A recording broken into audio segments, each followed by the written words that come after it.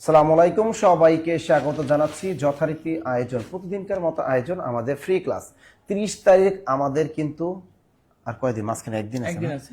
30 তারিখ কিন্তু আমাদের বিসিএস পরীক্ষা, 50তম বিসিএস পরীক্ষা 30 তারিখ। এই 30 তারিখের টার্গেট রেখে আমরা কিন্তু ধারাবাহিকভাবে এগিয়ে যাচ্ছি। আজকে কিন্তু বিজ্ঞান আমাদের 15 নম্বর বিজ্ঞান আছে। এই 15 নম্বর বিজ্ঞানের যাতে আমরা অ্যাটলিস্ট 10 থেকে 12 নম্বর রাখতে পারি, এই চেষ্টাটা আমরা সবাই করব। কারণ অনেক প্রতিযোগিতা এখানে হয় এবং এই প্রতিযোগিতার ভিতর থেকে আপনাকে টিকতে হবে। কোনো সাবজেক্টে আপনার খারাপ করলে চলবে না। বাংলা অংশে ভালো করতে হবে, অবশ্যই বাংলা ব্যাকরণ সাহিত্য উভয় ভালো করতে হবে। বিশেষ পরীক্ষা আপনার ইংরেজিতে ব্যাকরণ সাহিত্য ভালো করতে হবে। ম্যাথমেটিক্স প্লাস আপনাদের যে মেন্টাল অ্যাবিলিটি, এই অংশ আপনাকে ভালো করতে হবে। জিকের ভিতরে অনেক বড় একটা পার্ট আছে, প্রায় 70 নম্বরে। এখানে আপনার যে নৈতিকতা মূল্যবোধ আছে, এটা আপনাকে কিন্তু ভালো করতে হবে। নৈতিকতা মূল্যবোধ কিন্তু 10 থেকে এখন 15 লাভ দিয়ে 15 হয়ে গেছে, কিন্তু এই জন্য নৈতিকতা মূল্যবোধ কিন্তু 15 নম্বরে চলে গেছে। এখন নৈতিকতা মূল্যবোধ এখানে কিন্তু আপনাকে ভালো করতে হবে, অবশ্যই আপনি ভালো। তবে নৈতিকতা মূল্যবোধ চাইলেও আপনি ভালো করতে পারবেন না, কারণ এখানে কিন্তু ওই 15 ভিতরে আপনি 50% নম্বর পাইলেও আপনি খুশি থাকতে হবে। এখন দেখেন বিজ্ঞানে আপনার একটু ভালো নম্বর অন্তর্গত, ওদিকে আবার আইসিটি আছে, তথ্য প্রযুক্তি। ওরে বাবা, এই তথ্য প্রযুক্তি বিশেষ করে এত কঠিন ধরে যে 10-এর উপরে যাওয়াই যায় না। সুতরাং ওখানে কিন্তু একটা কট খাওয়ার সম্ভাবনা আছে। এবার আসে বিজ্ঞানে কিন্তু 15 নম্বর, আর এই বিজ্ঞানে 15 নম্বর কিন্তু একটা ভালো একটা নম্বর অর্জন করা কিন্তু সম্ভব। একটু যদি একটু টেকনিক্যালি যদি পড়াশোনা করা যায়, তো এই পড়াশোনার ভিতরেই কিন্তু বিজ্ঞান আসে। বিজ্ঞানটা একটু কম ঘুরায়, কিন্তু আপনি চাইলে 15-এর ভিতরে আপনি 12 রাখতেই পারেন বিজ্ঞানে, এটা কোনো অস্বাভাবিক কিছুই না। এই জন্য বললাম যে আমাদের পড়াশোনা ভালো। ওদিকে এবার ভূগোল মামা কিন্তু আছে, ভূগোল মামার সমস্যা নাই, ভালো একটা জিনিস, তাকেও আপনি আয়ত্ত করে ফেলেছেন। তাই যাই হোক, এখন শেষ মুহূর্তের আপনি কি করা, এখন রিভাইজ মারতেছেন। তাই টাইম আমরা নষ্ট না করে আমরা আজকে এই 50তম বিসিএস পরীক্ষার এটা কিন্তু বিজ্ঞানটা কাজে লাগাবো। আর এই কাজটা কিন্তু যারা আমরা প্রাইমারি প্রধান শিক্ষক নিয়োগ পরীক্ষা দেবো, তাদের কিন্তু খুবই গুরুত্বপূর্ণ, কারণ এখান থেকে প্রাইমারি প্রধান শিক্ষক নিয়োগ পরীক্ষাও কিন্তু থাকবে। এবং যারা আমরা নিবন্ধন পরীক্ষা দিব, এবং সামনে কিন্তু আমাদের কিন্তু একটা জিনিস আসতেছে, সেটা হলো যারা নিবন্ধন অর্থাৎ প্রতিষ্ঠান প্রধান, নিবন্ধন প্রধান আছে, তাদের কিন্তু একটা সার্কুলার আসতেছে 13,000। তাই সেখানেও আপনারা এটা কাজে লাগবে। নিবন্ধন 19তম নিবন্ধন তো জেনারেল পার্টে এই বিজ্ঞান তো কাজে লাগবেই। এক কথায় 10 থেকে 20তম গ্রেড সেখানেও কাজে লাগবে, সব পরীক্ষায় লাগবে। সুতরাং আজকে ক্লাসটা সবার জন্য গুরুত্বপূর্ণ বিজ্ঞানের ক্লাস। আর আমাদের নাদুস নুদুস স্যার তো আছেন আপনাদের সাথে, পাপ্পুচা, যার ক্লাস আপনারা আগেও করেছেন। পাপ্পুচার ক্লাস কিন্তু খুব মজার ছলে কিন্তু তিনি পড়িয়ে থাকেন। ঠিক আছে, তা স্যারের ক্লাসটা আমরা সবাই এনজয় করব। আর এই ক্লাসটা সর্বোচ্চ শেয়ারকারী কিন্তু কেরিয়ার প্লাস বাংলা বই পাবেন। আমি শেষে আসবো, যে সর্বোচ্চ শেয়ারকারী থাকবেন সে একটা কেরিয়ার প্লাস বাংলা বই পাবেন, এবং সর্বোচ্চ মেনশনকারী যে থাকবেন তিনিও একটা কেরিয়ার প্লাস বাংলা বই পেয়ে যাবেন। হ্যাঁ, অবশ্যই অবশ্যই অবশ্যই। কে কোন জায়গা থেকে আমাদের সাথে যুক্ত হয়েছেন একটু কমেন্টের মাধ্যমে একটু ঝটফট জানিয়ে দেন। অবশ্যই অবশ্যই আমরা একটু দেখি কে কোন জায়গা থেকে আছেন, একটু ঝটফট বলি। আমাদের নির্বাচনের মাঠে হাওয়া দুলতেছে এবং ধুমতারাক্কা চলতেছে। যাই হোক, আমরা চাই একটা সুষ্ঠু অবাধ নির্বাচন। অনেকদিন এবং মানুষের ভিতরে একটা মানে অন্যরকম চাওয়া পাওয়া আছে, কিন্তু কারণ অনেকদিন পর তারা ভোট কেন্দ্রে যাবে, ঠিক না? সব মানুষই ইচ্ছা পোষণ করছে যে এবার আমি একটা ভোট দিতে যাব, অনেক বছর পর একটা ভোট দেওয়ার সুযোগ পাচ্ছে, দীর্ঘ 17 বছর পর একটা ভোট দেওয়ার সুযোগ, মানে সুবিধা একটা আমেজ ভালোই আছে। এই দেখতাম জামাত ইসলামী কত সুন্দর মিছিল করতেছে, আবার বিএনপির প্রার্থীরা মিছিল করতেছে, সবাই মোটামুটি একটা আনন্দের ভিতরেই মোটামুটি আসছে। মনে করো মারামারি তেমন ওরকম নাই, একটা আনন্দ বিরাজ করতেছে সবাই। গ্রামগঞ্জে কিন্তু এই পরিবেশটা অনেক বছর পর, 17 বছর পর গ্রামেও এখন একটা ফ্লেভার কাজ করতেছে, নির্বাচনী আমেজ। তাই নির্বাচনী আমেজও থাকবে, পাশাপাশি আমাদের কি করতে হবে, পড়াশোনার টেবিলও বসতে হবে। কারণ আমাদের তো যেহেতু পরীক্ষা, আবার 31 তারিখ আবার পরীক্ষা দিয়ে রাখছে যে সম্মিলিত ব্যাংক, 31 তারিখ সম্মিলিত ব্যাংক পরীক্ষা আছে। সুতরাং সবার জন্য আজকে কিন্তু এই ক্লাসটা লাগবে। স্যার প্রথমে বিসিএস এর SMS তো আসে না, কেন আসেনি? এসে যাবে, টেনশনের কোনো কারণ। লিজা আসসালাম স্যার, আমি নড়াইল থেকে আছি। ওকে বেবি, তুমি নড়াইলই থাকো। প্রীতি রায় স্যার, আমি খুলনা থেকে আছি। ওকে বেবি, তুমি খুলনাই থাকো। মেঘলা আকাশ, তুমি কোথায় আছো? চাপাই নবাবগঞ্জ, তুমিও চাপাই নবাবগঞ্জে থাকো। সিরাজগঞ্জ আমাদের কেটা কি হোসেন, সাদাত হোসেন সিরাজগঞ্জ, তুমি সিরাজগঞ্জে থাকো, তোমার ঢাকা আসার দরকার নেই। ফারিয়া ইসলাম তালা, তিনি সালাম দিয়েছেন, ওয়ালাইকুম আসসালাম। তবে এই ক্লাসটা চলতে থাকবে, এরপর আমাদের ভর্তি কার্যক্রম কিন্তু চলবে। ক্লাস চলাকালীন ভিতরে যারা ডিসকাউন্টে ভর্তি হতে চান তারা সবাই আমাদের সাথে যোগাযোগ করবে। 30 তারিখ হবে না, 30 তারিখ হবে না, কবে হবে? 30 তারিখ হবে। 30 তারিখ হবে, 30 তারিখ হবে কবে? 30 তারিখে তো হবে, টেনশনের কোনো কারণ নেই। সুতরাং আমরা ক্লাসটা ঝটফট আমরা ক্লাসটা করে ফেলি। সবাই সবাই সবাই সবাই সবাই ক্লাসটা সবাই একটু শেয়ার দিয়ে রাখি। আবার বলি, সর্বোচ্চ শেয়ারকারী কেরিয়ার প্লাস বাংলা বই, সর্বোচ্চ মেনশনকারীও কেরিয়ার প্লাস বাংলা বই। আপনার প্রিয়জনকে মেনশন করে দিন, তাহলে তারাও কিন্তু এই ক্লাসে দেখতে পাবে। স্যার কাউসার আহমেদ স্যার কেমন আছেন? আলহামদুলিল্লাহ ভালো। সিনথিয়া শিরবি আসসালামু আলাইকুম। ওয়ালাইকুম আসসালাম। ওয়ালাইকুম। তিনি আছেন নওগাঁ থেকে। বাহ, আমাদের যশোর থেকে কিন্তু আছে Utpal Gain, very good very good. আর কে আছেন দেখি? বড় বাড়ি ছোট বে, তোমার বড় বানানটা ভুল, ছোট বানানটা ভুল, সুতরাং তোমার বানানগুলো সুন্দর মতো ঠিক করে নাও। জান্নাতুল ফেরদৌস, আমি লক্ষ্মীপুর থেকে আছি। Very good very good very very good. অনেক চমৎকার চমৎকার আপনারা সুন্দর মতো কমেন্ট করতেছেন, ভালোই লাগতেছে, ভালোই লাগতেছে, ভালো লাগতেছে। আমি আর কথা বাড়াবো না, আমি আপনাদের ছেড়ে এখন একটু রেস্টে যাব। আমাদের পাপ্পু স্যার এখন আপনাদের সাথে ঝাঁকানাকা একটা ক্লাস। ওকে পাপ্পু স্যার। আচ্ছা, আসসালামু আলাইকুম রাহমাতুল্লাহ। আমার কলিজার ভাই বোনেরা, সবাইকে আরেকবার স্বাগতম জব মেডিসিন পরিবারের পক্ষ থেকে। তো বলতে গেলে একদিন পরেই কিন্তু আমাদের বিসিএস পরীক্ষা হবে, এরপরে হচ্ছে আমাদের প্রাইমারি পরীক্ষা হতে যাচ্ছে। তো বিজ্ঞান আসলে আমরা কিন্তু বরাবরই কিন্তু এই সাবজেক্টটা একটু আমরা নেগলেক্ট করে থাকি। তো নেগলেক্ট করার কোনো দরকার নেই। আজকের ক্লাসটা যদি আমরা খুব ভালো করে করি, ইনশাল্লাহ এতটুকু বলবো যে আজকের আমি ক্লাসটা যে টপিকস গুলো পড়াবো, এই টপিকস থেকে আমরা অ্যাটলিস্ট হলেও আমরা 5টা থেকে 6টা কোশ্চেন আমরা কমন পাবো, ঠিক আছে? তো এর আগে আমি একটু বলে রাখি যে যারা এখন পর্যন্ত আমরা ক্লাসটা শেয়ার করি নাই, অতি দ্রুত একটু আমরা টাইমলাইনে ক্লাসটা শেয়ার করি। এবং আমার সামনে বেশি না, মাত্র 10 জনকে আমরা ফ্রেন্ডকে মেনশন করি, কারণ অলরেডি নাসির স্যার বলে গেছে সর্বোচ্চ যে শেয়ার করবে, সর্বোচ্চ যে মেনশন করবে, তার জন্য নাসির স্যারের যে কেরিয়ার প্লাস যে বইটা, অপ্রতিদ্বন্দ্বী বইটা একেবারে আমরা ফ্রি দিব। ওকে, ক্লাসটা আমরা দেরি না করে শুরু করে দিচ্ছি। সবাই একটু ক্লাসে আমরা আসি। ওকে, ক্লাসটা আমরা সবাই একটু শুরু করার চেষ্টা করি, ঠিক আছে? ঠিক আছে, ওকে।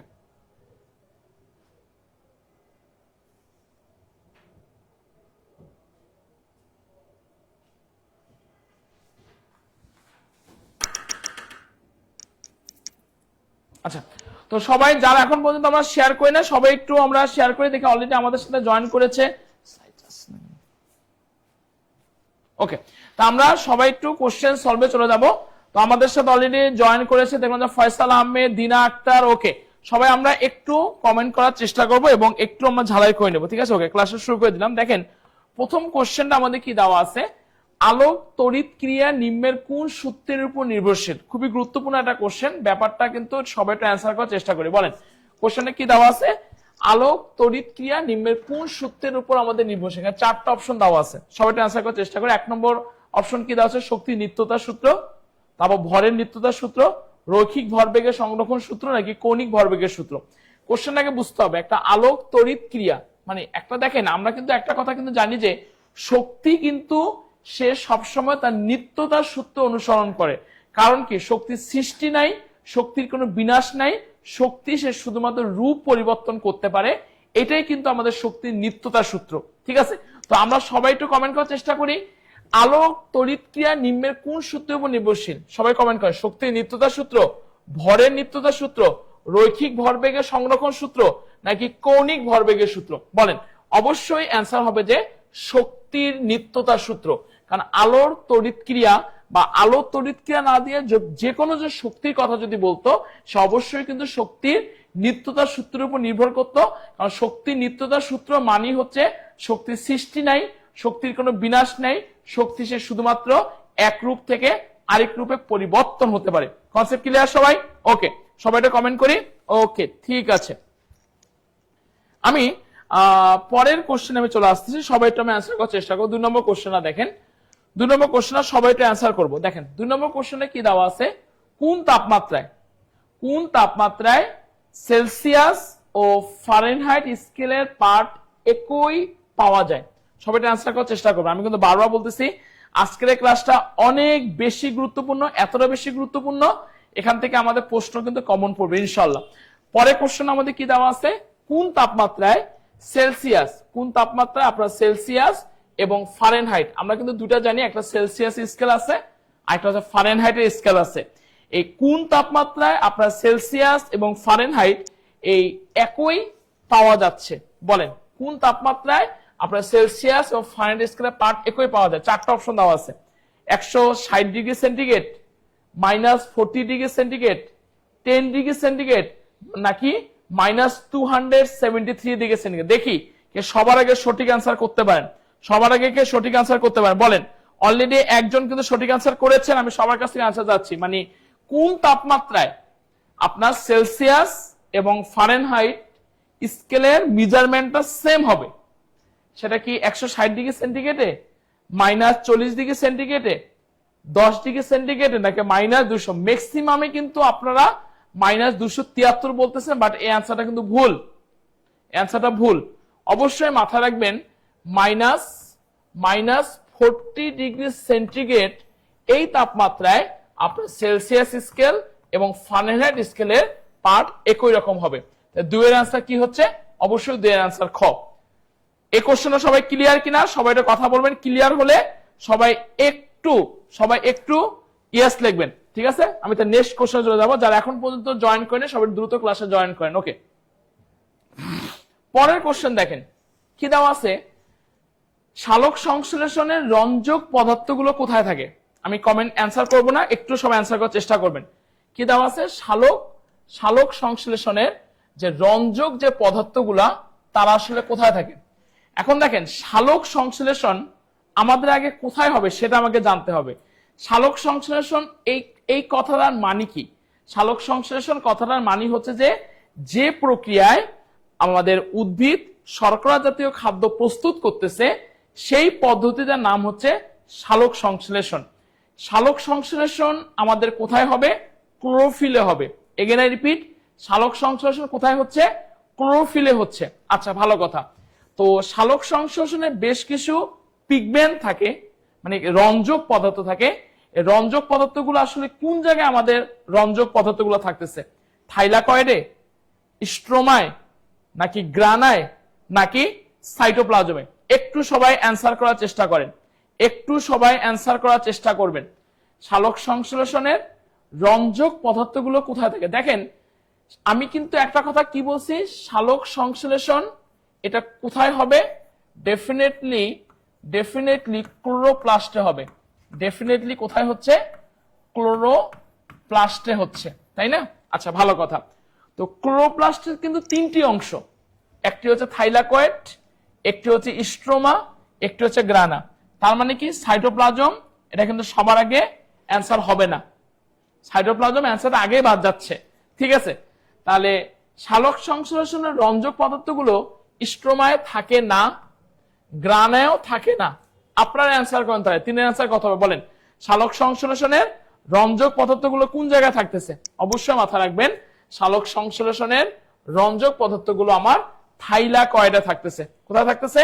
থাইলাকয়েডে থাকতেছে। আমি বারবার বলবো, যারা এখন পর্যন্ত যা টাইমলাইনে ক্লাসে শেয়ার দেন নাই, ফ্রেন্ডদেরকে মেনশন দেন নাই, দ্রুত মেনশন করেন। সবাই মিলেমিশে ক্লাসটা করি, কারণ সর্বোচ্চ সংখ্যক মেনশনকারী কিন্তু নাসির স্যারের ক্যারিয়ার প্লাস বইটা আমরা ফ্রি পেয়ে যাবো। কারণ আজকের ক্লাসটা অত্যন্ত গুরুত্বপূর্ণ। আজকের ক্লাসটা থেকে আমাদের শুক্রবার যে বিসিএস পরীক্ষা হতে যাচ্ছে, এখান থেকে ইনশাআল্লাহ 5 থেকে 6 নম্বর আমরা কমন পাবো। তো সবাই মিলে ক্লাসটা জয়েন করি সবাই। ওকে, আচ্ছা, পরের কোশ্চেন আমি চলে আসবো। 4 নম্বর কোশ্চেন। 4 নম্বর কোশ্চেন সবাই একটু অ্যান্সার করার চেষ্টা করেন, খুবই গুরুত্বপূর্ণ কোশ্চেন, ঠিক আছে? আমি এই কোশ্চেনের অ্যান্সারটা আমি আপনাদের বলবো না, আপনারা সবাই একটু অ্যান্সার করার চেষ্টা করেন আগে। কারণ এই টাইপের ম্যাথ বলেন বা এই টাইপের কোশ্চেনগুলা যে কোনো নন ক্যাডার বিসিএস এই পরীক্ষার মধ্যে আপনারা পাবেনই। কোশ্চেনটা আমাদের এখানে কি দেওয়া আছে, একটি বৈদ্যুতিক বাল্বে 40 ওয়াট আর 100 ভোল্ট লেখা আছে, বাল্বটির রোধ কত? খুবই গুরুত্বপূর্ণ কোশ্চেন, খুবই গুরুত্বপূর্ণ কোশ্চেন, এই টাইপের কোশ্চেন আসবেই। আচ্ছা, তো আমরা রোধ বের করার সূত্র কি জানি? R equal V square divided by হলো p. R equal V square divided by হলো পি। আচ্ছা, তো এখন দেখেন এখানে আমাদের কি বলা আছে? ভি মানে কি? ভোল্টের কথা বলা আছে। ভি কত আছে? 100, তাই না? 100 উপরে স্কোয়ার, পি কত আছে? 40, তাই তো? আচ্ছা, আমরা যদি বের করলে কি হবে? 100 এখানে ডাবল শূন্য 40, তাহলে এটা কাটা, এখানে কত আসতেছে? সবাই এটা কথা বলবেন, কত আসতেছে বলেন? অবশ্যই এটা 25 250। তার মানে কি, একটু কথা বলেন তো, রোধের একককে আমরা কি বলি? সবাই এটা কমেন্ট করে জানায় দেন। রোধের একককে কিন্তু আমরা ওহম বলি। এগেন আই রিপিট, রোধের একককে আমরা কি বলতেছি বলেন তো? ওহম বলতেছি, ঠিক আছে? তাহলে আপনারাই বলেন সেটা হচ্ছে যে একটি বৈদ্যুতিক বাল্বে 40 ওয়াট আর 100 ভোল্ট লেখা আছে, এরকম টাইপের যদি কোশ্চেন দেয়, মাথার মধ্যে এই সূত্রটা গেঁথে রাখবেন, রোধ R equal V square divided by P. অবশ্যই অ্যান্সার কি হবে? 250 ওহম। এখান থেকে আরেকটা কোশ্চেন আমাদের পরীক্ষার মধ্যে দিতে পারে, রোধের একক কি? Again I repeat my dear students, রোধের একক কি? আমরা জানি যে রোধের একক হলো ওহম। পরীক্ষার মধ্যে আমাদের কোশ্চেন দিতে পারে কাজের একক কে, কাজের একক হচ্ছে জুল। ঠিক আছে, এই টাইপের কোশ্চেন গুলো কিন্তু পরীক্ষার জন্য অনেক গুরুত্বপূর্ণ। সবাই ক্লিয়ার? এই 4 নম্বর কোশ্চেনটা সবাই ক্লিয়ার কিনা? যদি ক্লিয়ার হন সবাই একটু ওকে লেখেন, এবং যারা এখন পর্যন্ত ফ্রেন্ডকে আপনারা মেনশন করেন নাই অতি দ্রুত দেখি আমার সামনে কে কজন ফ্রেন্ডকে মেনশন করতে পারে সবাই। ওকে, ঠিক আছে।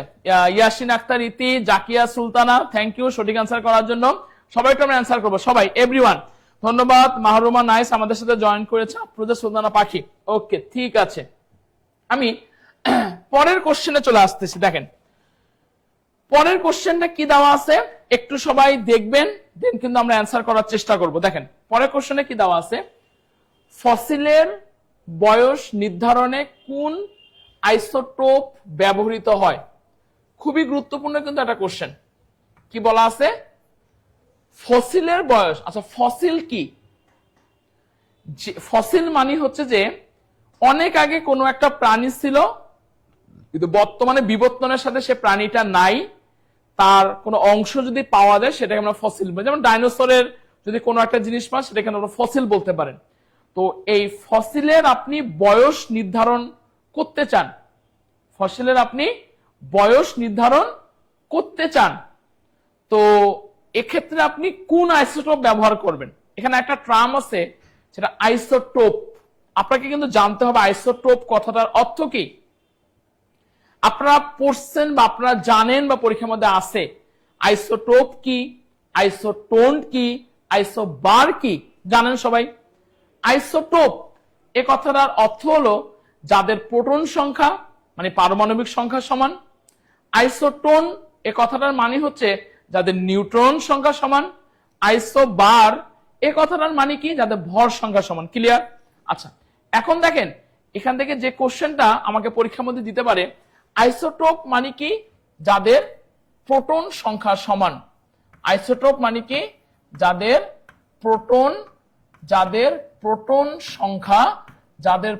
সংখ্যা সমান, তাকে আমি আইসোটোপ বলি। আচ্ছা, মাথায় রাখবেন এই যে একটা মৌল, এই মৌলটার নাম কি বলেন তো? কার্বন। আপনাকে বলতে পারবেন, বলেন তো কার্বনের কতটি আইসোটোপ আছে?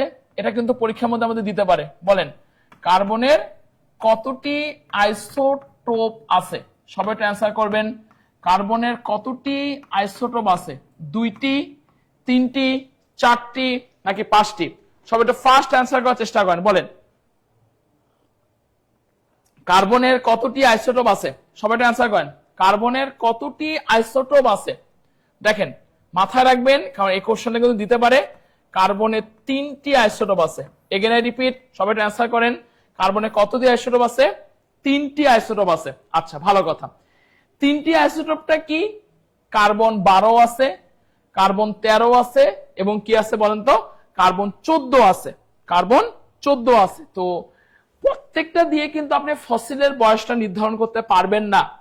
এর মধ্যে শুধুমাত্র কার্বন যে 14 আছে, এই কার্বন 14 দিয়ে আপনি ফসিলের বয়সটা নির্ধারণ করতে পারবেন। সবাই ক্লিয়ার কিনা একটু কথা বলবেন। অলরেডি আমাদের সাথে জয়েন করেছে দিনা আক্তার, লাবণী আক্তার, সুমাইয়া আক্তার, শিমু, জনিয়া জনি, রাত্রি শেষ। আপনার রাত্রি শেষ, দিন শেষ না, তাই না? ওকে, সবাই অ্যান্সার করবেন আমার সামনে, বেশি না, সবাই 10 জন কোন ফ্রেন্ডকে মেনশন করবো। সবাই আমরা মেনশন করার চেষ্টা করি। ঠিক আছে, ওকে। 5 নম্বর কোশ্চেন আমাদের অলরেডি শেষ। এরপর আমি 6 নম্বর কোশ্চেনে চলে আসবো। 6 নম্বর কোশ্চেন সবাই অ্যান্সার করার চেষ্টা করি।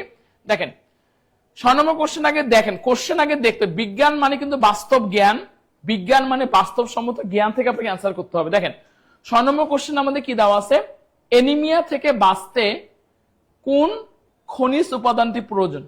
কোশ্চেনটা কি দেওয়া আছে, এনিমিয়া থেকে বাঁচতে কোন খনিজ উপাদানটি প্রয়োজন? 4টা অপশন দেওয়া আছে। কি দেওয়া আছে? ক্যালসিয়াম, কি দেওয়া আছে?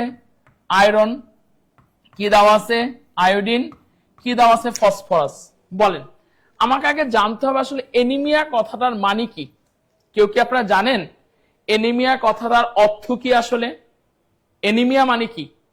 এনিমিয়া কথাটার অর্থ হচ্ছে রক্ত স্বল্পতা।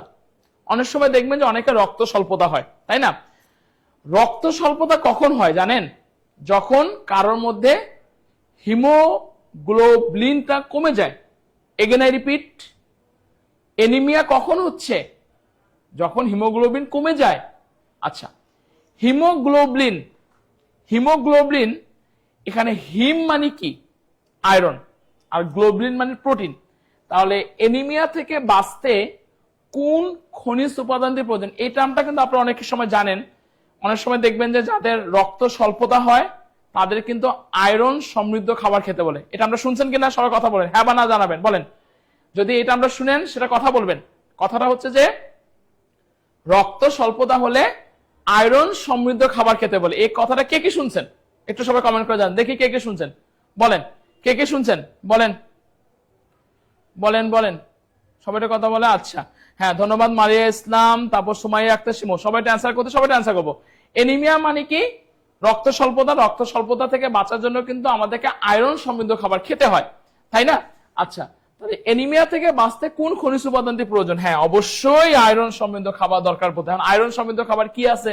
কচু শাকের মধ্যে আয়রন আছে, ডিমের মধ্যে আয়রন আছে, বিভিন্ন ছোট মাছে কিন্তু আমাদের আয়রন আছে, কলিজায় আমাদের কি আছে? আয়রন আছে। ক্লিয়ার? ওকে, যদি সবাই ক্লিয়ার হন সবাই একটু ডান লিখবেন। ওকে, পরের কোশ্চেন, 7 নম্বর কোশ্চেনটা কি দেওয়া আছে? প্রোটিন পরিপাক কোথায় শুরু হয়? সবাই একটু অ্যান্সার করার চেষ্টা করবেন, সবাই একটু অ্যান্সার করার চেষ্টা করবেন, সবাই একটু অ্যান্সার করার চেষ্টা করবেন। দেখেন কি দেওয়া আছে, প্রোটিন পরিপাক কোথায় শুরু হচ্ছে। আচ্ছা দেখেন, আমরা যাই খাই না কেন সে খাবারটা কিন্তু মাস্ট আপনার হজম হতে হবে। এই হজম যে হচ্ছে সেটাই বেসিক্যালি পরিপাক, তাই না? তো আমরা তো 3 ধরনের খাবার গ্রহণ করি, এটা তো আপনারা শুনছেন। কার্বোহাইড্রেট, ভাত মানে কার্বোহাইড্রেট, মাছ মাংস মানে প্রোটিন, তেল বা চর্বি হলো আমাদের ফ্যাট, তাই তো? আচ্ছা, ভালো কথা। আমার এখানে কোশ্চেনটা কি দেওয়া আছে, প্রোটিনের পরিপাকটা কোন জায়গা থেকে আমাদের শুরু হচ্ছে? আমাদের পরিপাক যে হচ্ছে সে পরিপাকের মধ্যে কিন্তু অনেকগুলো অঙ্গ থাকে, যেমন মুখ আছে, ডিউডেনাম আছে, ক্ষুদ্রান্ত আছে, পাকস্থলীতে আছে, কিন্তু সব অঙ্গ কিন্তু থেকে আমাদের সব ধরনের খাবারটা পরিপাক শুরু হয় না। আমার কোশ্চেনে কি দেওয়া আছে, প্রোটিন পরিপাক কোথায় শুরু হয়? দেখি কি অ্যান্সার করতে পারেন। অলরেডি অনেকে অ্যান্সার করছেন, আমি কিন্তু আবার বলতেছি, যে শেষ পর্যন্ত আজকে ক্লাসে থাকবে, যে সবার আগে সঠিক অ্যান্সার দিবে, যে সবচেয়ে বেশি সংখ্যক শেয়ার দিবে, মেনশন দিবে, তাকে কিন্তু নাসির স্যারের ক্যারিয়ার প্লাস বইটা একেবারে ফ্রি দিব। আমি নিজে বলে দিচ্ছি, কোনো সমস্যা নাই, ঠিক আছে? সবাই অ্যান্সার করি। প্রোটিন পরিপাক কোথায় শুরু হচ্ছে বলেন? অলরেডি অ্যান্সার করছে, হ্যাঁ অলরেডি অনেকে অ্যান্সার করতেছেন। দেখেন, অবশ্যই মাথা রাখবেন, প্রোটিন পরিপাক শুরু হয় আপনার পাকস্থলীতে। প্রোটিন পরিপাক কোথায় শুরু হচ্ছে বলেন তো? পাকস্থলীতে শুরু হয়, ঠিক আছে? প্রোটিন পরিপাক তাহলে কোথায় শুরু হচ্ছে? পাকস্থলীতে। আচ্ছা, আমাকে এখানে প্রোটিন না দিয়ে যদি আমাকে দিত যে কার্বোহাইড্রেট পরিপাক কোথায় শুরু হয়, সেক্ষেত্রে অ্যান্সার কি হবে বলেন সবাই? আমাকে প্রশ্ন যদি পরীক্ষার মধ্যে দিত কার্বোহাইড্রেট পরিপাক কোথায়, দেখি কে সবার আগে অ্যান্সার করতে পারেন। কার্বোহাইড্রেট পরিপাক কোথায় শুরু হচ্ছে? মুখে, ডিউডেনামে, ক্ষুদ্রান্তে?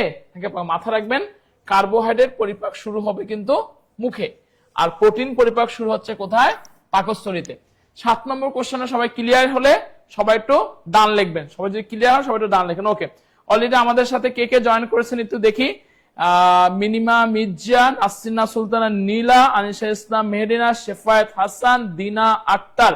ওকে, ঠিক আছে। দিনা আক্তার বলছে স্যার সবার আগে উত্তর দেই কিন্তু উত্তর সঠিক হয় না, এর কারণ কি? এর কারণ হলো প্র্যাকটিসের ল্যাকনেস। বেশি বেশি করে অ্যান্সার দিতে হবে, ভুল থেকে কিন্তু মানুষ শিখে, ঘাবড়ানোর কিছু নাই, ঠিক আছে? ওকে, আমি পরের কোশ্চেনে চলে আসছি, 8 নম্বর কোশ্চেনে। সবাই একটা অ্যান্সার করেন তো, এটা সবারই কিন্তু পারা উচিত, সবাই একটা অ্যান্সার করবে, এটা কিন্তু সবারই কিন্তু আমাদের পারা উচিত। আচ্ছা, কোশ্চেনটা কি দেওয়া আছে, তাপমাত্রা বৃদ্ধি করলে অর্ধপরিবাহীর রোধ কি পায় আসলে? বুঝেন ব্যাপারটা, তাপমাত্রা আপনি বাড়ালে অর্ধপরিবাহীর যে রোধ আছে মানে আর যে আছে, সেই তাপমাত্রার সাথে অর্ধপরিবাহীর আর এর সম্পর্ক কিরকম? বলেন, সবাই একটা কমেন্ট করেন। সমানুপাতিক নাকি ব্যস্তানুপাতিক? এটা তো আপনারা জানেন। সমানুপাতিক মানে কি? যদি তাপমাত্রা বাড়ে রোদ বাড়বে, তাপমাত্রা কমলে রোদ কমবে। আর ব্যস্তানুপাতিক মানে কি? তাপমাত্রা বাড়লে কমবে, কমলে বাড়বে। আমার এখানে পয়েন্টটা কি দেওয়া আছে, সবাই অ্যান্সার করেন। তাপমাত্রা বৃদ্ধি করলে অর্ধপরিবাহী রোধ, তার মানে কি? তাপমাত্রা অর্ধপরিবাহী তাপমাত্রার সাথে রোধের সম্পর্ক কিরকম? মাথায় রাখবেন আপনারা, অর্ধপরিবাহীর তাপমাত্রার সাথে রোধের সম্পর্কটা হচ্ছে ব্যস্তানুপাতিক, তাই তো? তাহলে আপনারা একটু অ্যান্সার করেন, এটা কি হবে? সবাই একটু আপনারা অ্যান্সার করেন, বলেন। অলরেডি অনেকে অ্যান্সার করতেছে, খুব সুন্দর, মাশাআল্লাহ। তাপমাত্রা বৃদ্ধি করলে যেহেতু ব্যস্তানুপাতিক, অ্যান্সার কি হবে? রোধ হলো হ্রাস পাচ্ছে। ক্লিয়ার সবাই? ওকে, দেখি কে কে সঠিক অ্যান্সার করেছেন। আচ্ছা, ব্যস্তানুপাতিক ইমরান হাসান, ইমরান ধন্যবাদ। দিনা আক্তার, ওকে, সবাই অ্যান্সার করবো, ঠিক আছে। পরের কোশ্চেন আমি চলে আসছি, দেখেন পরের কোশ্চেনটা দেখেন আমাদের কি দেওয়া আছে। নিচের কোন রাসায়নিক বিক্রিয়ায় ইলেকট্রন আদান প্রদান ঘটে না? কথা বলেন। নিচের নিচের নিচের কোন রাসায়নিক বিক্রিয়ায় ইলেকট্রন আদান প্রদান ঘটে না? সবাই একটু অ্যান্সার করার চেষ্টা করবেন। নিচের কোন রাসায়নিক বিক্রিয়া? এখানে কিন্তু যে অপশনগুলো দেওয়া আছে আপনাদেরকে, প্রত্যেকটাই কিন্তু কোনো না কোনো রাসায়নিক বিক্রিয়া। যেমন দেখেন, দহন বিক্রিয়া। দহন বিক্রিয়া মানে কি? কোনো কিছুর সাথে যদি আপনি অক্সিজেন যুক্ত করেন, সেটা কিন্তু একটা দহন বিক্রিয়া। কার্বনের সাথে অক্সিজেন যুক্ত করে কার্বন ডাই অক্সাইড হচ্ছে, এটা কিন্তু একটা দহন বিক্রিয়া, ঠিক আছে। আচ্ছা, বিয়োজন বিক্রিয়া মানে কি? যেমন দেখেন, ফসফরাস পেন্টাক্লোরাইড, এটাকে যদি আপনি ভাঙেন, ভেঙে কি হলো? ফসফরাস ট্রাইক্লোরাইড প্লাস কি হলো? ক্লোরিন হলো। এটাও কিন্তু আমাদের একটা বিয়োজন বিক্রিয়া, ঠিক আছে। প্রশমন বিক্রিয়া মানে কি? এটা কিন্তু সবারই পারা উচিত। প্রশমন বিক্রিয়া মানে কি? অ্যাসিডের সাথে ক্ষারের বিক্রিয়ায় আমাদের যদি লবণ প্লাস পানি উৎপন্ন হয়, সেটা কিন্তু আমাদের প্রশমন। এটা কিন্তু পরীক্ষার জন্য অনেক গুরুত্বপূর্ণ, কারণ অনেক সময় এই কোশ্চেনটা পরীক্ষার মধ্যে দেয়। অ্যাসিডের সাথে ক্ষারের বিক্রিয়াকে কি বিক্রিয়া বলে? আমি একটু সবার কাছ থেকে কমেন্ট শুনতে যাচ্ছি, জানতে যাচ্ছি, কারণ আজকের ক্লাসটা মূল উদ্দেশ্য হলো আপনাদের কাছ থেকে পড়াগুলো একটু রিকল করানো। বলেন, অ্যাসিডের সাথে ক্ষারের বিক্রিয়া করলে কি হচ্ছে? বলেন, অ্যাসিডের সাথে ক্ষারের বিক্রিয়া করলে লবণ আর পানি উৎপন্ন হচ্ছে, এবং অ্যাসিড এবং ক্ষারের বিক্রিয়াকে আমি কি বিক্রিয়া বলতেছি? প্রশমন বিক্রিয়া বলতেছি। তো এই যে সালোক সংশ্লেষণ বিক্রিয়া, এটা কিন্তু সবার আগেই অ্যান্সারটা এটা হবে না, সবার আগে অ্যান্সারটা কিন্তু হবে না। আমার কোশ্চেনটা কি দেওয়া আছে? কোন রাসায়নিক বিক্রিয়ায় ইলেকট্রনের আদান প্রদান ঘটে না? আচ্ছা, কেউ কি আপনারা বলতে পারবেন ইলেকট্রনের আদান প্রদান ঘটনাটাকে আমরা কি কি কি ধরনের বিক্রিয়া বলি? বলেন তো। ইলেকট্রনের আদান প্রদান যে হচ্ছে, এটাকে কিন্তু আমরা জারণ বিজারণ বিক্রিয়াও বলতে পারি। কি বিক্রিয়া বলতে পারি? বলেন সবাই। জারণ বিজারণ, জারণ বিজারণ বিক্রিয়াও কিন্তু বলতে পারি, কারণ জারণ বিজারণ বিক্রিয়া কথাটার অর্থই হচ্ছে ইলেকট্রনের আদান প্রদান ঘটানো। তাহলে আপনারা অ্যান্সার করেন তো। অলরেডি অ্যান্সার করেছেন নাসরিন সুলতানা, নীলা আহমেদ, সাব্বির, ফাহিম। ওকে, সবাই অ্যান্সার করি। তাহলে নিচের কোন রাসায়নিক ইলেকট্রন আদান প্রদান ঘটে না? হ্যাঁ, অবশ্যই অ্যান্সার কি হবে? গ। পরের কোশ্চেন সবাই কিন্তু অ্যান্সার করবেন। একেবারে খুবই গুরুত্বপূর্ণ কোশ্চেনগুলো নিয়ে আপনাদের সামনে আলোচনা করা হয়েছে। এই ক্লাসটা করলে আমি ক্লাস এরকম করে নিচ্ছি যাতে ক্লাসে পড়াগুলো ক্লাসে আপনাদের হয়ে যায়, টেনশন করার কোনো দরকার নেই। সবাই একটু কমেন্ট করার চেষ্টা করবেন, মাথা খাটাবেন, ঠিক আছে। ওকে, পরের কোশ্চেন কি দেওয়া আছে? বিওডি বলতে কি বোঝায়? সবাই একটু কমেন্ট করবেন। চারটা অপশন কিন্তু দেওয়া আছে। বিওডি, বলেন বিওডি বলতে কি বোঝায়? সবাই একটু কথা বলার চেষ্টা করেন, বলেন বিওডি বলতে কি বোঝায়? সবাই একটু কথা বলার চেষ্টা। বিওডি, বিওডি বলতে কি বোঝায়? সবাই একটু কথা বলেন, বলেন বিওডি বলতে কি বোঝায়? এখানে চারটা অপশন দেওয়া আছে।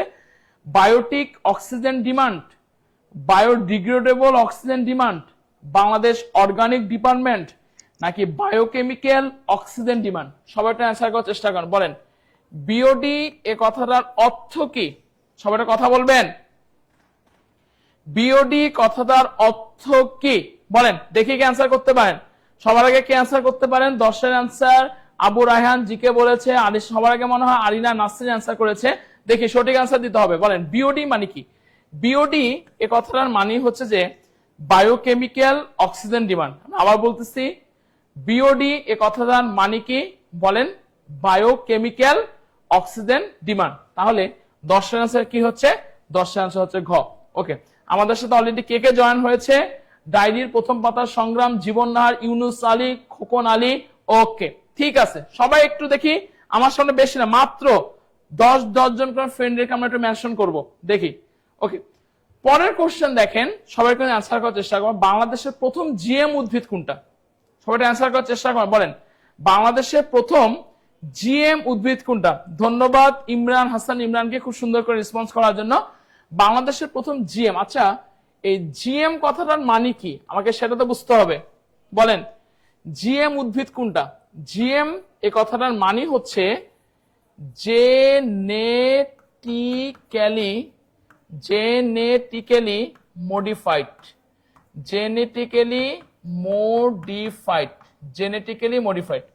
জিএম কথাটার অর্থ কি?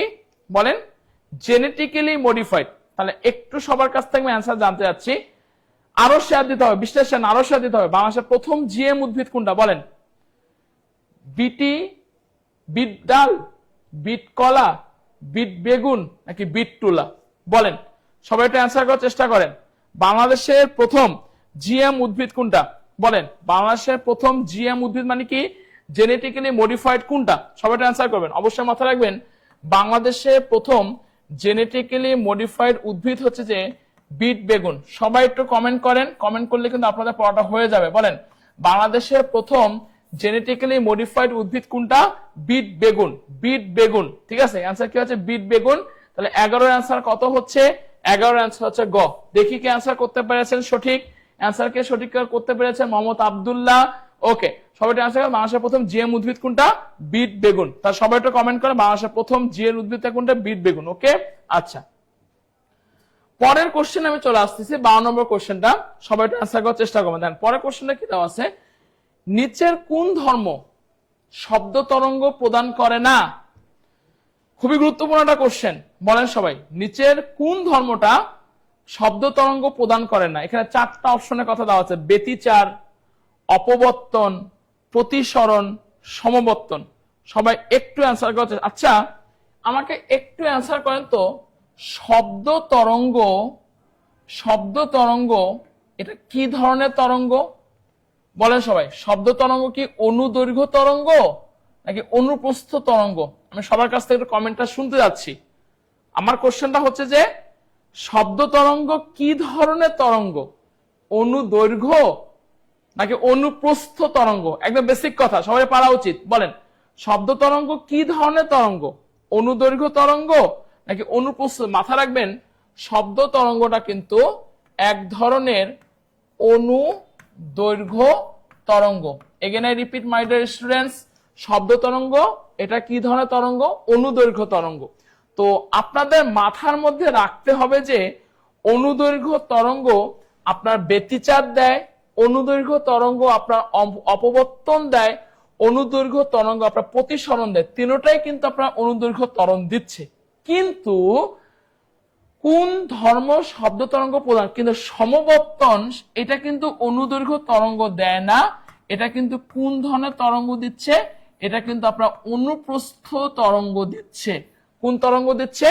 অনুপ্রস্থ তরঙ্গ দিচ্ছে। তাহলে আপনারাই বলেন 12 এর অ্যান্সার কি হবে? আমি অ্যান্সারটা বলে দিছি, আপনাদের কাছে একটু শুনতে যাচ্ছে। 12 এর অ্যান্সার কি হবে দেখি কে কমেন্ট করতে পারেন। বলেন ধন্যবাদ তানিয়া বিনতে হাসান। ওকে, সবাই অ্যান্সার করেন। নিচের কোন ধর্ম? অবশ্যই অ্যান্সার হচ্ছে সমবর্তন হচ্ছে। অনেকে সঠিক অ্যান্সার করেছেন, দেখি কে সঠিক অ্যান্সার করেছে। ডায়েরির প্রথম পাতার সংগ্রাম। ওকে, সবাই একটু আমরা আমার সামনে ফ্রেন্ডকে একটু মেনশন করব। পরে আমি 13 নম্বর কোশ্চেনটা চলে আসে, এটা কিন্তু সবারই পারা উচিত।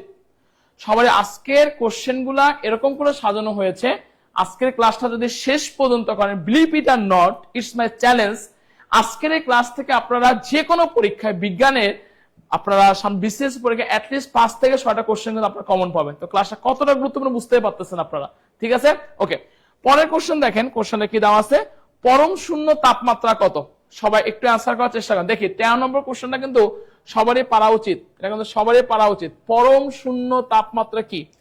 32 kelvin, 0 degree centigrade, -273 degree centigrade, নাকি -270 ডিগ্রি কেলভিন? সবার কাছ থেকে আমি অ্যান্সার জানতে যাচ্ছি, এবং বেশি না, আমার সামনে মাত্র 10 জন করে সবাই ক্লাসটা একটু ফ্রেন্ডকে সবাই মেনশন করেন এবং সবাই একটু ক্লাসটা শেয়ার দিবেন। ওকে, সবাই একটু অ্যান্সার করেন। পরম শূন্য তাপমাত্রা কত? সবাই পারা উচিত কিন্তু, বলেন পরম শূন্য। দিনা আক্তার বলেছেন, হ্যাঁ ধন্যবাদ দিনা আক্তারকে। তাহলে পরম শূন্য তাপমাত্রা আমি লিখে দিচ্ছি। পরম শূন্য তাপমাত্রা হচ্ছে যে -270 ডিগ্রি সেন্টিগ্রেড। খুবই গুরুত্বপূর্ণ কোশ্চেন, এবং এই কোশ্চেনটা হয়তো বিসিএস পেলেও পেতে পারেন আপনারা। কোশ্চেনটা কি দেওয়া আছে? পরম শূন্য তাপমাত্রা কত? সবাই কমেন্ট করেন। -270 ডিগ্রি সেন্টিগ্রেড। অ্যান্সার হচ্ছে যে গ। 13 অ্যান্সার কত? গ। ক্লিয়ার? 14 নম্বর কোশ্চেন আমি চলে আসতেছি, এটা সবারই পারা উচিত। বলেন আকাশের রং নীল হয় আলোর কোন ধর্মের কারণে? এই যে আকাশ বলে না, আকাশ বিশালতার প্রতিমা, আকাশের যে কালারটা নীল হচ্ছে, এই আকাশের রংটা নীল হচ্ছে কিসের জন্য? এটা কিন্তু একটা ফিজিক্সের টার্ম আছে, এখানে পদার্থের একটা ব্যাপার আছে। কিসের জন্য আলোর রংটা আমাদের কি হচ্ছে নীল, মানে আলোর রংটা কেন নীল হচ্ছে? সমাবর্তনের জন্য, অপবর্তনের জন্য, বিক্ষেপণের জন্য, নাকি বিচ্ছুরণের জন্য? আমি সবার কাছ থেকে অ্যান্সারটা করব না, একটু আমি অ্যান্সার জানতে চাচ্ছি, এবং একটু বেশি বেশি করে আমরা ফ্রেন্ডদেরকে মেনশন করি। যে সবচেয়ে বেশি সংখ্যক আমরা ফ্রেন্ডে মেনশন করব, তা কিন্তু আমাদের নাসিসের ক্যারিয়ার প্লাস বোর্ডে একেবারে ফ্রি পেয়ে যাবেন। আচ্ছা বলেন আলোর আকাশের কালারটা যে নীল হচ্ছে, এটা কোন ধর্মের জন্য হচ্ছে? সমাবর্তনের জন্য হচ্ছে, অপবর্তনের জন্য হচ্ছে, বিক্ষেপণের জন্য হচ্ছে, নাকি বিচ্ছুরণের জন্য হচ্ছে? না, অনেকে আপনারা বিক্ষেপণ বলতেছেন। অলরেডি দেখি কে সঠিক অ্যান্সার করেছেন। মোহাম্মদ সাইফুল ইসলাম সবার আগে সঠিক অ্যান্সার করেছেন। হ্যাঁ, আকাশের রং নীল হচ্ছে এটার জন্য দায়ী যেটা, অনেকে আপনারা বলবেন যে বিক্ষরণ, না, এটা অ্যান্সার হচ্ছে বিচ্ছুরণ। মাথায় ঢেকে রাখবেন, বিচ্ছুরণ। কারণ আমাদের যখন আলোটা বিচ্ছুরণ হয়ে যাচ্ছে, তখন কিন্তু আকাশের কালারটা আমরা কি দেখতে পাচ্ছি? ব্লু দেখতে পাচ্ছি। ঠিক আছে, তো এই জন্য অ্যান্সারটা কি হচ্ছে? 14 অ্যান্সার কত? খ। ক্লিয়ার? 14 নম্বর কোশ্চেনটা সবাই ক্লিয়ার হয়েছেন কিনা? যদি সবাই ক্লিয়ার হন একটু সবাই কমেন্টে ইয়েস লিখে দেন। যারা এখন পর্যন্ত শেয়ার দেননি, এখন পর্যন্ত ফ্রেন্ডের মেনশন করেননি, তারা ভুল করতেছেন, গিফট থেকে আপনারা দূরে সরে যাচ্ছেন। ঠিক আছে, ওকে। পরের কোশ্চেন আমি চলে আসতেছি। 15 নম্বর কোশ্চেন দেখেন, সবাই অ্যান্সার করার চেষ্টা করে, এটা সবারই পারা উচিত, একেবারে পারা উচিত। এই টাইপের কোশ্চেন কিন্তু আমাদের পরীক্ষার মধ্যে দেয়। দেখেন কোশ্চেনটা কি দেওয়া আছে? অ্যালুমিনিয়াম নিউক্লিয়াসের সংকেত এত হলে এর নিউট্রন সংখ্যা কত? এটা কিন্তু খুবই একটা ইজি কোশ্চেন, যারা জানেন তাদের পারা উচিত। এটা সবাই একটু অ্যান্সার করবেন, সবাই একটু এটা অ্যান্সার করবেন। বলেন অ্যালুমিনিয়াম নিউক্লিয়াসের সংকেত যদি এটা হয়, তাহলে নিউট্রন সংখ্যা কত হচ্ছে? বলেন। আমি অ্যান্সারটা করব না, 15 নম্বর কোশ্চেনটা দেখি কে সবার আগে অ্যান্সার করতে পারেন। আচ্ছা, এই যে 13 মানে কি বলেন তো? এটা কি এর পারমাণবিক সংখ্যা, তাই না? এর মানে কি? পারমাণবিক সংখ্যা। এই 27টা কি বলেন তো? এই 27টা হচ্ছে আমাদের ভর সংখ্যা। 27টা কি সংখ্যা? ভর সংখ্যা। ভর সংখ্যাকে আমরা কি দ্বারা প্রকাশ করি? এ দ্বারা প্রকাশ করি। ঠিক আছে, পারমাণবিক সংখ্যাকে আমরা কি দ্বারা প্রকাশ করি? এন দ্বারা প্রকাশ। যাই হোক, এখন আমার এখানে কোশ্চেনে কি দেওয়া আছে? নিউট্রন সংখ্যা কত সেটা আমাকে বের করতে বলছে। আচ্ছা, নিউট্রন সংখ্যা বের করার সূত্রটা কি? ভর সংখ্যা মাইনাস পারমাণবিক সংখ্যা। তাহলে অ্যান্সার কি হচ্ছে? 14। দেখি তো সবার আগে কে অ্যান্সার করেছেন? সবার আগে অ্যান্সার করেছেন জান্নাতুল ইভা। ধন্যবাদ জান্নাতুল ইভাকে। তাহলে অ্যালুমিনিয়ামের নিউক্লিয়াসের সংকেত, তার মানে কি এরকম? এখানে আমি কোশ্চেন দিচ্ছি যে এইটা, তার মানে এরকম যে কোনো জিনিস দিতে পারে, কিন্তু যে কোনো জিনিস দিলে আপনাকে বুঝতে হবে যে এই ভর সংখ্যার সাথে যদি আপনি পারমাণবিক সংখ্যা মাইনাস করেন, তাহলেই কিন্তু আপনি কি পাচ্ছেন বলেন তো? নিউট্রন সংখ্যা পাচ্ছেন। ঠিক আছে, তাহলে অবশ্যই এখানে অ্যান্সারটা কি হচ্ছে? 14 হচ্ছে। ঠিক আছে, ওকে। দেখি আমাদের সাথে কে কে জয়েন করেছেন। মনকন্যা, ওকে। উৎপল কুমার মন্ডল, জনিয়া জনি, ওকে ওকে, ঠিক আছে। তো যারা এখন পর্যন্ত ফ্রেন্ডের মেনশন করি নাই, একটু আমার সামনে 10 জন ফ্রেন্ডেরকে মেনশন করি। ওকে, পরের কোশ্চেন চলে আসে। দেখেন ব্লু ভিট্রিয়লের সংকেত কোনটি? আমি কোশ্চেন অ্যান্সার করব না, সবাই অ্যান্সার করেন। বলেন ব্লু ভিট্রিয়লের সংকেত কোনটি? সবাই একটু অ্যান্সার করি আমরা। ব্লু ভিট্রিয়লের সংকেত কোনটি? এটা সবারই কিন্তু পারা উচিত। এখানে 4টা অপশন দেওয়া আছে। জিঙ্ক সালফেট ইন্টু 7 অণু পানি, কপার সালফেট ইন্টু 5 অণু পানি, ফেরাস সালফেট ইন্টু 7 অণু পানি, ম্যাগনেসিয়াম সালফেট ইন্টু 7 অণু পানি। একটু সবাই অ্যান্সার করা আছে ব্লু ভিট্রিয়ল। আচ্ছা, কেউ কি আপনারা বলতে পারবেন ব্লু ভিট্রিয়ল? এটা কিন্তু আপনারা সবাই নাম শুনেছেন, তাই না? ব্লু ভিট্রিয়ল, ঠিক আছে। ব্লু ভিট্রিয়লের বাণিজ্যিক নাম কি বলেন তো? সবাই এটা কমেন্ট করে জানায় দেন, বলেন ব্লু ভিট্রিয়লের বাণিজ্যিক নাম কি? ধন্যবাদ রুবিনা আক্তারকে। ব্লু ভিট্রিয়লের বাণিজ্যিক নাম কি? মাথা রাখবেন, ব্লু ভিট্রিয়লের বাণিজ্যিক নাম হলো তুত। ঠিক আছে। অনেক সময় দেখবেন, আমি একটু কথা যদি বলি, কাপড় ধোয়ার জন্য আমরা যে নীলটা ইউজ করি না, নীলটা সবাই তো দেখছেন। কে কে দেখছেন সবাই কমেন্টে জানায় দেন। কাপড় ধোয়ার জন্য, বিশেষ করে সাদা কাপড়, সাদা শার্ট, সাদা গেঞ্জি ধোয়ার জন্য আমরা যে নীলটা ব্যবহার করি, সেই নীলটাই বেসিক্যালি ওই ব্লু ভিট্রিয়ল, এটাকে আমরা তুত বলি। ক্লিয়ার? এর সংকেতটাকে আমি সেটা জানতে চাইছি। এর সংকেতটা হচ্ছে যে কপার সালফেট আর 5 অণু পানি। এগেন আই রিপিট, ব্লু ভিট্রিয়লের সংকেতটাকে সবাই একটু কমেন্টে জানায় দেন। কপার সালফেট আর কয় অণু পানি? 5 অণু পানি। আচ্ছা, আমাকে এই কোশ্চেনটা যদি একটু ঘুরায় দেয়, যদি বলে কখনো পরীক্ষার মধ্যে, সবার কাছ থেকে আমি কমেন্ট কিন্তু শুনবো, দেখবো যে কে সবার আগে আপনি কমেন্ট করছেন। যদি কোশ্চেন এরকম করে দেয়, বলেন তো তুতে, এগেন আই রিপিট, তুতে কয় অণু পানি থাকে? সবাই একটু কমেন্ট করেন, বলেন তুতে কয় অণু পানি থাকে? সবাই একটু ফাস্ট অ্যান্সার করার চেষ্টা করেন, দেখি কে সবার আগে অ্যান্সার করে। বলেন তুতে কয় অণু পানি থাকে? বলেন তুতে কয় অণু পানি থাকে? কোশ্চেন হলো তুতে কয় অণু পানি থাকে? সবাই কমেন্ট করেন, বলেন কোশ্চেন হলো তুতে কয় অণু পানি থাকে? দেখি কে কোশ্চেন করতে পারবেন। তুতে কয় অণু? আচ্ছা, এটা কিন্তু ভুল করার কোনো দরকার নাই। তুত মানে তো কপার সালফেট আর 5 অণু পানি, তার মানে বুঝতে পারতেছে এখানে 5 অণু আমাদের পানি থাকতেছে। ঠিক আছে, ওকে। পরের কোশ্চেন আমি চলে যাচ্ছি, 17 নম্বর কোশ্চেনটা। সবাই অ্যান্সার করেন, বলেন কোনটি অধিক শক্তিশালী? সবাই কমেন্ট করেন, বলেন কোনটি অধিক শক্তিশালী? দেখি কে সবার আগে অ্যান্সার করতে পারেন। কোনটি অধিক শক্তিশালী? সবাই ফার্স্ট অ্যান্সার করেন। কোনটি? এখানে 4টা অপশন দেওয়া আছে। HClO3 that means পারক্লোরো acid, HNO3 মানে নাইট্রিক অ্যাসিড, H3PO4 মানে ফসফরিক অ্যাসিড, আর হচ্ছে নাইট্রোজেন। দেখেন নাইট্রোজেন কিন্তু এটা আগেই কিন্তু আমাদের বাদ পড়ে যাচ্ছে, তার মানে আমাদের অ্যান্সার কিন্তু 3টার মধ্যে হচ্ছে। মানে কোনটি অধিক শক্তিশালী আমাদের অ্যাসিড? সবাই অ্যান্সার করেন, কোনটি অধিক শক্তিশালী অ্যাসিড? HClO3 মানে কি? সবাই কমেন্ট করেন। Perchloric acid. HNO3 মানে কি? Nitric acid. H3PO4 মানে কি? আমাদের ফসফরিক অ্যাসিড। কোনটি শক্তিশালী অ্যাসিড? দেখি শেষ মুহূর্তে কে কত বেশি ফ্রেন্ড রেখে মেনশন করতে পারেন, দেখি কে কত বেশি ফ্রেন্ড রেখে মেনশন করতে পারেন। আচ্ছা, আফরোজা সুলতানা পাখি বলেছেন আপনি বলেন স্যার। হ্যাঁ, আমি তো বলবোই, কিন্তু আপনাদের কাছ থেকে তো আপনাদের কথা আমি শুনতে চাই, তাই না? আচ্ছা, তো আমার কোশ্চেনটা হচ্ছে যে কোনটি অধিক শক্তিশালী অ্যাসিড? HClO3, তারপর নাইট্রিক অ্যাসিড নাকি কোনটা? অবশ্যই মাথায় রাখবেন, এখানে নাইট্রিক অ্যাসিড মানে HNO3 নাইট্রিক অ্যাসিড, এটা কিন্তু অবশ্যই আমাদের কি অ্যাসিড বলেন তো? শক্তিশালী অ্যাসিড। নাইট্রিক অ্যাসিডের কি অ্যাসিড? শক্তিশালী অ্যাসিড। দেখি কে সবার আগে অ্যান্সার করেছেন। ধন্যবাদ নুরুন নাহার ননিকে, আপনি সবার আগে অ্যান্সার করেন। বারবার বলতেছি যে শেষ পর্যন্ত ক্লাসে থাকবেন, শেষ পর্যন্ত ক্লাসে সঠিক উত্তর দিবেন, সর্বোচ্চ শেয়ার করবেন, সর্বোচ্চ মেনশন দিবেন, তাকে আমি নিজে নাসির স্যারের কেরিয়ার প্লাস বইটা ফ্রি দিব। ঠিক আছে, তো এই অপশনটা কেউ মিস করতে যায় না। ঠিক আছে, পরের কোশ্চেনে চলে আসে। 18 নম্বর কোশ্চেনে দেখেন, বলেন রড আয়রনের কার্বনের পরিমাণ কত? 4টা অপশন দেওয়া আছে, সবাই কমেন্ট করেন। রড আয়রনে কার্বনের পরিমাণ কত? এটা কিন্তু একেবারে বুঝার ব্যাপার। 2 থেকে 5%, 0.25 থেকে 1.7%, 1.7 থেকে 2.5%, 0.12 থেকে 0.25%। সবাই একটা কমেন্ট করেন, ফার্স্ট কমেন্ট করার চেষ্টা করেন। রড আয়রনে কার্বনের পরিমাণ কত? বারবার বলবো, এই কোশ্চেনটা কিন্তু খুবই গুরুত্বপূর্ণ একটা কোশ্চেন। রড আয়রনে কার্বনের পরিমাণ কত? বলেন রড আয়রনে কার্বনের পরিমাণ হচ্ছে 0.12 থেকে 0.25%। রড আয়রনে কার্বনের পরিমাণ কত বলছি বলেন? 0.12 থেকে 0.25%। তাহলে এটা অ্যান্সার কি হচ্ছে? এটা অ্যান্সার হচ্ছে ঘ।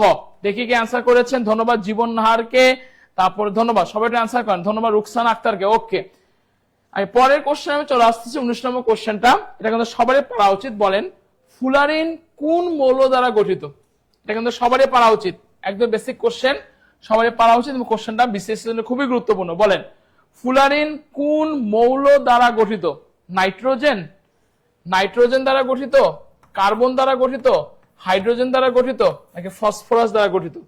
আমাকে আগে বুঝতে হবে যে ফুলারিন এটা কিন্তু কার্বনের একটা রূপভেদ। এগেন আই রিপিট, ফুলারিন এটা একটা কার্বনের একটা রূপভেদ। কার্বনের রূপভেদ যেমন গ্রাফাইট আছে, কার্বনের রূপভেদ যেমন হিরোক আছে, ঠিক তেমনি ফুলারিন এটাও কিন্তু কার্বনের একটা রূপভেদ। তো আপনারাই বলেন এটা অ্যান্সার কি হবে? ফুলারিন কোন মৌল দ্বারা গঠিত? ধন্যবাদ শাহ মোরসালিন সবার আগে অ্যান্সার করার জন্য। হ্যাঁ, ফুলারিন অবশ্যই আমাদের কার্বন দ্বারা গঠিত। ঠিক আছে, আমি 20 নম্বর কোশ্চেনে চলে আসবো, সবাই একটু অ্যান্সার করেন। রক্তে লোহিত রক্তকণিকা আর শ্বেত রক্তকণিকা এর অনুপাত কত? এটা কিন্তু সবারই পারা উচিত। রক্তে লোহিত রক্তকণিকা আর শ্বেত রক্তকণিকা, তার মানে কি রক্তে আপনার আরবিসি আর ডব্লিউবিসি এর অনুপাত কত? 1:1:700, 700:1, 1:500, নাকি 500:1? মাথা রাখবেন। হ্যাঁ, আমরা সবার আগে অ্যান্সার করেছেন শাহ মোরসালিন, সবার আগে অ্যান্সার করেছেন। হ্যাঁ, তো রক্তে আরবিসি এবং ডব্লিউবিসি এর রেশিওটা হচ্ছে যে 700:1। কিন্তু আমাকে যদি কোশ্চেনটা এরকম করে দিত যে ডব্লিউবিসি আর আরবিসি এর অনুপাতটা কত, সেক্ষেত্রে কিন্তু কি হতো? 1:700 হতো। বিশের অ্যান্সার কত হবে? আমি সবার কাছ থেকে তো সবার আগে অ্যান্সারটা শুনতে আছে। বলেন বিশের অ্যান্সার তাহলে কি হচ্ছে? অবশ্যই ধন্যবাদ নাজমাস ওয়ার্ল্ডকে। হ্যাঁ, বিশের অ্যান্সার 700:1 হচ্ছে। ওকে, 21 নম্বর কোশ্চেন আমি চলে আসবো, সবাই অ্যান্সার করেন। জীববিজ্ঞানের যে শাখায়, সবাই ফার্স্ট অ্যান্সার করার চেষ্টা করেন। বলেন, জীববিজ্ঞানের যে শাখায় প্রাণীদেহের অভ্যন্তরীণ গঠন সম্পর্কে আলোচনা করা হয় তাকে কি বলা হয়? মানে বায়োলজিতে বেশ কিছু ব্রাঞ্চ আছে, যেমন ফিজিওলজি, অ্যানাটমি, হিস্টোলজি, সাইটোলজি। কিন্তু আমার কোশ্চেনটা হচ্ছে যে কোন শাখায় আপনার প্রাণীদেহের অভ্যন্তরীণ গঠন নিয়ে আলোচনা, দ্যাট মিনস প্রাণীদেহের ভিতরে কি আছে না আছে এগুলা নিয়ে আলোচনা করা হবে? সবাই একটু অ্যান্সার করার চেষ্টা করেন। বলেন, সবাই অ্যান্সার করার চেষ্টা করেন।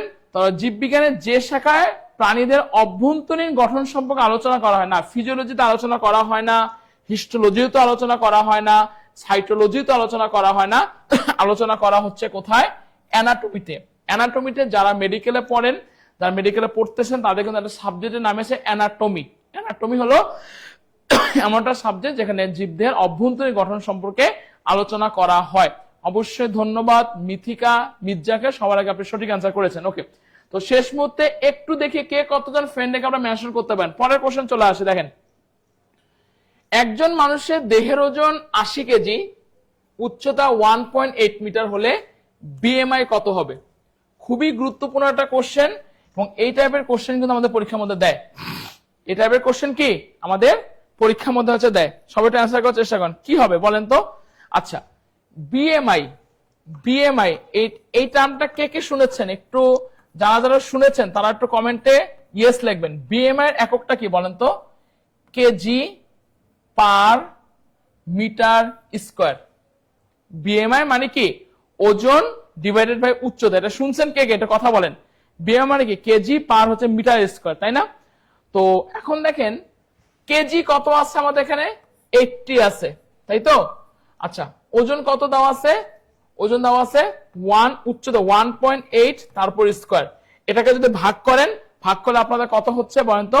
24.7 হচ্ছে। কত হচ্ছে? 24.7। এই টাইপের কোশ্চেন গুলো কিন্তু পরীক্ষার জন্য আমাদের অনেক বেশি গুরুত্বপূর্ণ। একজন মানুষের ওজন যদি এত হয়, উচ্চতা এত হলে বিএমআই কত হবে? এই কোশ্চেনটা সবাই বুঝতে পেরেছেন কিনা একটু কথা বলবেন। নাজমিট ওয়ার্ল্ড ধন্যবাদ, সাবরিনা মমতাজ ওকে ধন্যবাদ, সবাই একটু কথা বলবেন। এই কোশ্চেনটা বুঝতে পেরেছেন কিনা সবাই কথা বলবেন, ঠিক আছে? ওকে, আমি পরের কোশ্চেনে চলে আসছি। 23 নম্বর কোশ্চেনটা, নিচের কোনটি আরএনএ ভাইরাস?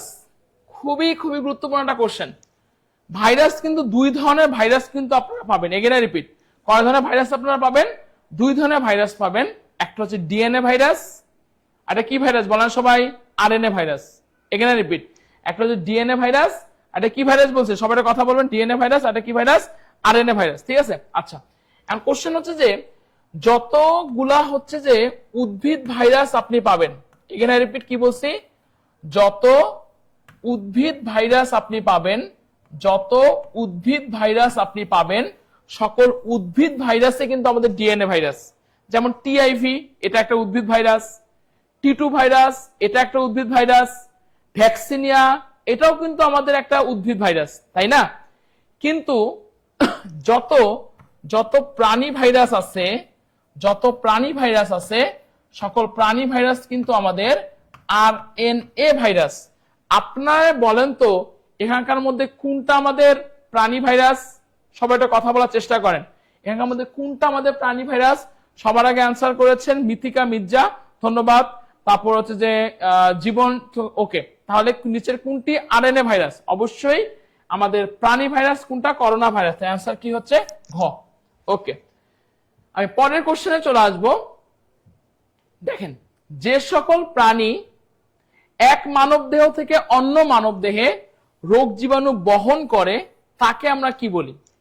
চারটা অপশন আমাদের এখানে দেওয়া আছে, সবাই একটু কমেন্ট করার চেষ্টা করবেন। যে সমস্ত প্রাণী আপনার কি করতেছে? এক মানব দেহ থেকে অন্য মানব দেহে রোগ জীবাণু আপনার বহন করে তাকে আমরা কি বলি? ব্যাকটেরিয়া না, এটা অ্যান্সার কখনোই হবে না। এজেন্ট, হোস্ট নাকি ভেক্টর? এই তিনটার মধ্যে যে কোনো একটা হবে। আপনাদের কাছ থেকে আমি অ্যান্সারটা জানতে চাচ্ছি, বলেন। যে সকল প্রাণী এক দেহ থেকে অন্য মানব দেহে রোগ জীবাণু আপনার বহন করে তাকে আমি কি বলি? ধন্যবাদ মারিয়া জান্নাত, আপনি মনে সবার আগে অ্যান্সার করেছেন। হ্যাঁ, যে সকল প্রাণী এক মানব দেহ থেকে অন্য মানব দেহে রোগ জীবাণু বহন করে তাকে আমি কি বলবো? অবশ্যই তাকে আমি ভেক্টর বলবো। কি বলবো? ভেক্টর বলবো। তাহলে অ্যান্সার কি হচ্ছে?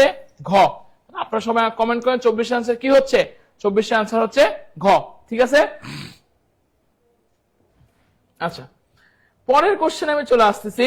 দেখেন, একজন কমেন্ট করছে যে আজকে আমি কিছু বলবো না, যা খুশি নামে ডাকুক। আচ্ছা, সব খুশি ইচ্ছা করে তো সব নামে ডাকা যায় না। ওকে, পরের কোশ্চেন দেখেন, 25 নম্বর কোশ্চেনটা দেখেন কি দেওয়া আছে। অনৈচ্ছিক পেশি, সবাই একটা কথা বলার চেষ্টা করবেন। পরের কোশ্চেনটা কি দেওয়া আছে? 25 নম্বর কোশ্চেনে কি দেওয়া আছে দেখেন তো। অনৈচ্ছিক পেশির কোষগুলো কি আকৃতির হয়?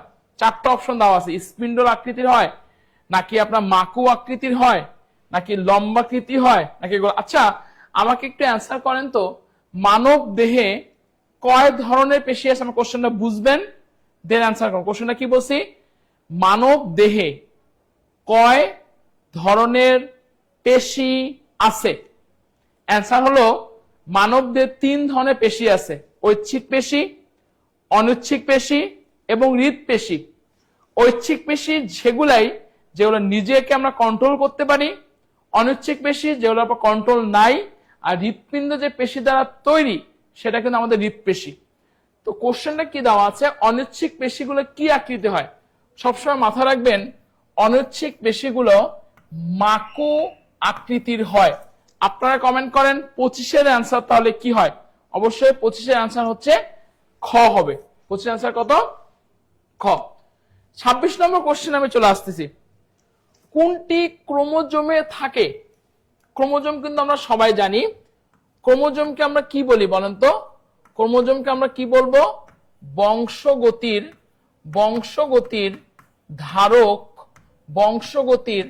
ধারক ও বাহক।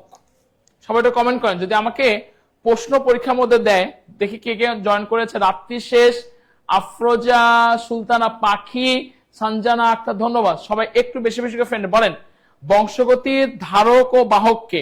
এই টাইপের কোশ্চেন কিন্তু পরীক্ষার মধ্যে দেয়। সবাই একটু কমেন্ট করেন, বংশগতির ধারক ও বাহককে। অ্যান্সার কি হবে? ক্রোমোজোম।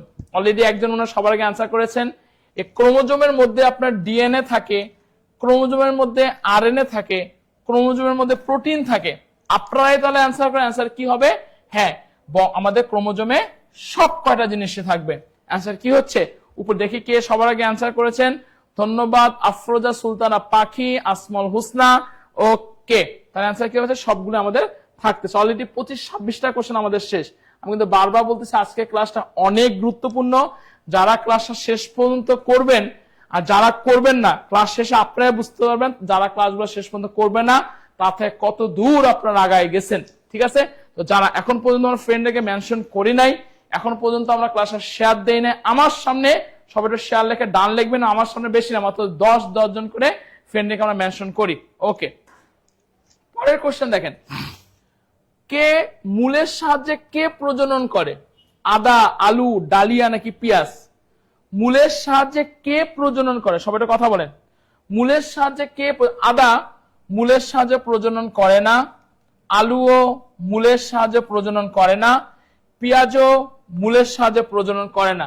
এখানে কোশ্চেনটা কি দেওয়া আছে? মূলের সাহায্যে কে প্রজনন করতেছে? মাথায় রাখবেন, মূলের সাহায্যে প্রজনন করে হচ্ছে ডালিয়া। মূলের সাহায্যে কে প্রজনন করতেছে? মূলের সাহায্যে প্রজনন করতেছে ডালিয়া। অ্যান্সার কি হচ্ছে? অ্যান্সার হচ্ছে গ। ওকে, পরের আমি 28 নম্বর কোশ্চেনে চলে আসতেছি। ক্যালসিয়াম ও পটাশিয়াম সাহায্য কি করে, মানে পেশির কি করতে সাহায্য করে? ক্যালসিয়াম আর পটাশিয়াম কি করতে সাহায্য করে? এখানে দুটা কথা বলা আছে, ক্যালসিয়াম ও পটাশিয়াম। ক্যালসিয়াম আর পটাশিয়াম পেশির কি করতে সাহায্য করে? প্রসারণে সাহায্য করে, সংকোচনে সাহায্য করে, শক্তি বর্ধনে সাহায্য করে, নাকি বৃদ্ধিতে সাহায্য করে? দেখি কি অ্যান্সার করতে পারেন, বলেন। ক্যালসিয়াম ও পটাশিয়াম কি করতে সাহায্য করে? ক্যালসিয়াম ও পটাশিয়াম পেশির কি করতে সাহায্য করে? অবশ্যই মাথা রাখবেন, ক্যালসিয়াম আর পটাশিয়াম আমাদের পেশির কি করতে সাহায্য করতেছে? ক্যালসিয়াম আর পটাশিয়াম এই দুটো জিনিস আমাদের সংকোচনে সাহায্য করে। আপনাদের কোন মাসেল যখন সংকোচন করার দরকার পড়ে তখন এই ক্যালসিয়াম আর পটাশিয়াম জাতীয় ওষুধ দিয়ে আপনাকে খেতে হবে। ঠিক আছে, ওকে, ধন্যবাদ। সবার আগে কে অ্যান্সার করেছেন দেখি? আসমাল হুসনা, তিথি রানী রয়। ওকে, ধন্যবাদ। 28টা কোশ্চেন আমাদের অলরেডি শেষ। পরের কোশ্চেন আমি চলে আসতে সবারই পারা উচিত এটা। বলেন, এনজাইম। আমাকে একটু আগে কথা বলেন তো, এনজাইমের নাম কে কি শুনেছেন? এনজাইম এটা কোন ধরনের পদার্থ? আমিষ, চর্বি, শর্করা নাকি নিউক্লিক অ্যাসিড? বলেন সবাই, বলেন এনজাইম কোন ধরনের পদার্থ? এনজাইম এমন একটা সাবস্টেন্স যেগুলো অনেকটা প্রভাবকের মতো, বিক্রিয়ার শেষে নিজে অপরিবর্তিত থাকে কিন্তু কোনো কিছুকে বাড়ায় দিচ্ছে, সেটাকে আমরা এনজাইম বলবো। তো আমার কোশ্চেন হলো, এনজাইমটা কি জাতীয় পদার্থ? এটা কি কার্বোহাইড্রেট জাতীয় পদার্থ, নাকি প্রোটিন জাতীয় পদার্থ, নাকি শর্করা জাতীয় পদার্থ, নাকি নিউক্লিক অ্যাসিড জাতীয় পদার্থ? অবশ্যই মাথায় রাখবেন, এনজাইমটা হচ্ছে আপনার প্রোটিন জাতীয় পদার্থ। এগেন আই রিপিট, এনজাইমটা কি জাতীয় পদার্থ? প্রোটিন জাতীয় পদার্থ। প্রোটিনের বাংলা হচ্ছে, এরা হচ্ছে আমিষ জাতীয় পদার্থ। 29 অ্যান্সার কি হচ্ছে? 29 অ্যান্সার হচ্ছে ক। দেখি কে অ্যান্সার করেছেন। ধন্যবাদ ইউনুস আলীকে অ্যান্সার করার জন্য, পাখি ইসলামটা। ঠিক আছে, ওকে। আচ্ছা, পরের কোশ্চেন আমি চলে আসতেছি, 30 নম্বর কোশ্চেনটা। সবাই অ্যান্সার করেন। মানুষের মস্তিষ্কের কোন কর্টিক স্নায়ু হৃৎপিণ্ডের কার্যকারিতা নিয়ন্ত্রণ করে? কোশ্চেনটাকে বুঝেন। আমাদের মানুষের কর্টিক স্নায়ু নাম শুনছেন কি সবাই? হ্যাঁ বা না বলবেন। কর্টিক স্নায়ু কয়টা কেউ কি জানেন? কর্টিক স্নায়ু কিন্তু 12 জোড়া। এগেন আই রিপিট, কর্টিক স্নায়ু কয় জোড়া? 12 জোড়া। এই 12 জোড়া কর্টিক স্নায়ুর মধ্যে একটা আছে যে আপনার হার্টের কার্যকারিতাকে আপনাকে কন্ট্রোল করতেছে। কে কন্ট্রোল করতেছে? অলফ্যাক্টরি, ভ্যাগাস, ফেসিয়াল নাকি অ্যাবডুসেন্স? বলেন। ওকে, বলেন সবাই, মানুষের মস্তিষ্কে কোন কর্টিক স্নায়ু হৃৎপিণ্ডের কার্যকারিতা নিয়ন্ত্রণ করে? আচ্ছা, আমি একটু যদি কথা বলি, অলফ্যাক্টরি এর কাজ কি আপনারা জানেন? ঘ্রাণ অনুভূতি নেওয়া। এর কাজ কি? ঘ্রাণ অনুভূতি নেওয়া। মনে করেন বাসার মধ্যে বা পাশের বাসায় কাচ্চি রান্না করলো, হঠাৎ করে সুগন্ধ যে নাকের মধ্যে আসে, বা কোনো ভালো মানে একটা পারফিউম দিয়ে কারো কাছে গেলেন, এই যে ঘ্রাণ অনুভূতি দিতে পারে কিন্তু প্রশ্নটা পরীক্ষার মধ্যে, ঘ্রাণ অনুভূতি দিতে কে সাহায্য করে? অলফ্যাক্টরি। আর যে কোশ্চেনটা বলছে যে হৃৎপিণ্ডের যে কার্যকারিতা, হৃৎপিণ্ডের কার্যকারিতা এটা নিয়ন্ত্রণ করতেছে কে? সেটা হচ্ছে ভ্যাগাস স্নায়ু। কোন স্নায়ু? ভ্যাগাস স্নায়ু। আনসার কি হবে? ভ্যাগাস স্নায়ু। ক্লিয়ার? 30 আনসার কত? 30 আনসার হচ্ছে খ। পরের কোশ্চেন দেখি, শেষ মুহূর্তে কে কত বেশি ফ্রেন্ডেরকে মেনশন করে? আফরোজা সুলতানা পাখি। আপনি বলেন স্যার, আমি তো বলতেই আছি রে ভাই, আপনাদেরকে তো বলতে হবে। ঠিক আছে, ওকে। এই 30টা কোশ্চেন সবাই যদি বুঝতে পারেন, সবাই একটু কমেন্টে ইয়েস লিখে দেন। সবাই কমেন্টে ইয়েস লেখেন। পরের কোশ্চেন আমি চলে আসতেছি, বলেন প্রোটিনের মূল উপাদান কোনটি? অক্সিজেন, নাইট্রোজেন, হাইড্রোজেন নাকি কার্বন? বলেন দেখি কি অ্যান্সার করতে পারেন। বলেন প্রোটিনের মূল উপাদান কোনটা? 31 অ্যান্সারটা কি অ্যান্সার কথা? প্রোটিনের মূল উপাদান। প্রোটিনের গঠন এবং কার্যকরী একককে কি বলে? আপনারা জানেন কেউ? বলেন প্রোটিনের গঠন এবং কার্যকরী একককে আমরা কি বলি? অ্যামাইনো অ্যাসিড বলি। প্রোটিনের গঠন এবং কার্যকরী এককে অ্যামাইনো অ্যাসিড বলি। অ্যামাইনো অ্যাসিড মানে NH2। তা আপনারাই বলেন প্রোটিনের মূল উপাদান কোনটা? অবশ্যই মাথায় রাখবেন প্রোটিনের মূল উপাদান হচ্ছে নাইট্রোজেন। ধন্যবাদ আফরোজা সুলতানা পাখিমণি। ওকে, তা প্রোটিনের মূল উপাদান কোনটা? প্রোটিনের মূল উপাদান হচ্ছে নাইট্রোজেন। ঠিক আছে, ওকে। পরের কোশ্চেন আমি চলে আসতেছি। 25 নম্বর কোশ্চেন, সর্বাপেক্ষা দুর্বল শক্তি নাই, তার গায়ে শক্তি নাই, সর্বাপেক্ষা দুর্বল বল কোনটা? বলেন সবচেয়ে দুর্বল বল কোনটা? সবাই পারা উচিত। 4টা বলের কথা বলা আছে আমাদের এখানে। মহাকর্ষীয় বল, নিউক্লিয় দুর্বল বল, তড়িৎ চুম্বকীয় বল নাকি নিউক্লিয় সবল বল। এটা কথা যদি বলি সবচেয়ে দুর্বল বল কোনটা? এখন অনেকে বলতে পারবেন যে স্যার এখানে দুর্বল আছে তার মানে কি এটা দুর্বল না। এটা আমি আপনাদেরকে হেল্প করতেছি। নিউক্লিয় দুর্বল বল কিন্তু সবচেয়ে দুর্বল বল না। এই তিনটার মধ্যে কি হবে বলেন সবাই? সবাই আশা করেন তিনটার মধ্যে কি হচ্ছে? সর্বাপেক্ষা দুর্বল বল কোনটা? মানে কোন বলটা সবচেয়ে দুর্বল? মহাকর্ষ বল, নিউক্লিয় দুর্বল বল, তড়িৎ চুম্বকীয় বল নাকি নিউক্লিয় সবল বল? মাথায় আপনাদের গেঁথে রাখতে হবে মাই ডিয়ার স্টুডেন্টস, সবচাইতে দুর্বল বল হচ্ছে মহাকর্ষীয় বল। এগেন আই রিপিট, বলেন সবাই সবচেয়ে দুর্বল বল কোনটা? সবচেয়ে দুর্বল বল হচ্ছে আমাদের মহাকর্ষ বল। ওকে, আচ্ছা পরের কোশ্চেন আমি চলে আসতেছি। 33 নম্বর কোশ্চেনটা দেখেন, যদি একটি বস্তু আলোর বেগে ধাবিত হলে তার ভর কত হবে? সবাই অ্যান্সার করেন। যদি একটি বস্তু আলো যে বেগে যায় সে বেগে সে যদি যায় তাহলে তার ভরটা কি হবে বলেন তো? শূন্য হবে, অপরিবর্তিত হবে, অসীম হবে নাকি কোনোটাই নয়? দেখি আমার সাথে কে কে জয়েন করেছে। মারিয়া জান্নাত, আফরোজা সুলতানা পাখি মনি, ইয়াসমিনা আক্তার ইতিমনি, ওকে, নাজমুস ওয়ার্ল্ড। আচ্ছা, যদি একটি বস্তু আলোর বেগে ধাবিত হয় তার ভর কি হবে? অসীম হবে। কি হবে? অসীম হবে। তাহলে 33 আনসার কত? 33 আনসার হচ্ছে গ। ওকে, পরের কোশ্চেন আমি চলে আসতেছি। পরমাণুর মোট শক্তি, আমি আবার বলতেছি, দেখেন কোশ্চেনে কি দেওয়া আছে। পরমাণুর মোট শক্তি সর্বদাই কি হয়? ধনাত্মক, ঋণাত্মক, শূন্য নাকি কোনোটি নয়? সবাই একটু কমেন্ট করেন, বলেন পরমাণুর মোট শক্তি সর্বদা কি হয়? আপনারা কিন্তু সবাই জানেন একটা পরমাণুর মোট শক্তি কি? ধনাত্মক না, ঋণাত্মক না, কোনোটি নয় না। একটা কথা মাথার মধ্যে গেঁথে রাখবেন আজকের ক্লাসের পর থেকে। আমি ক্লাসে কেন বারবার বলে জানেন? যাতে আপনাদের পড়াগুলো মুখস্থ হয়ে যায়। পরমাণুর মোট শক্তি সর্বদা শূন্য, শূন্য এবং শূন্য। পরমাণুর মোট শক্তি সর্বদা কি হচ্ছে? শূন্য। আমরা বলতেছি পরমাণুর মোট শক্তি কি হচ্ছে? শূন্য হচ্ছে। 34 আনসার তাহলে কি হচ্ছে? 34 আনসার হচ্ছে গ। 34 আনসার কি? গ। ঠিক আছে, ওকে। পরের কোশ্চেন, মূলত কয়টি বর্ণ দ্বারা সকল রং তৈরি করা যায়? এটা সবারই পারা উচিত।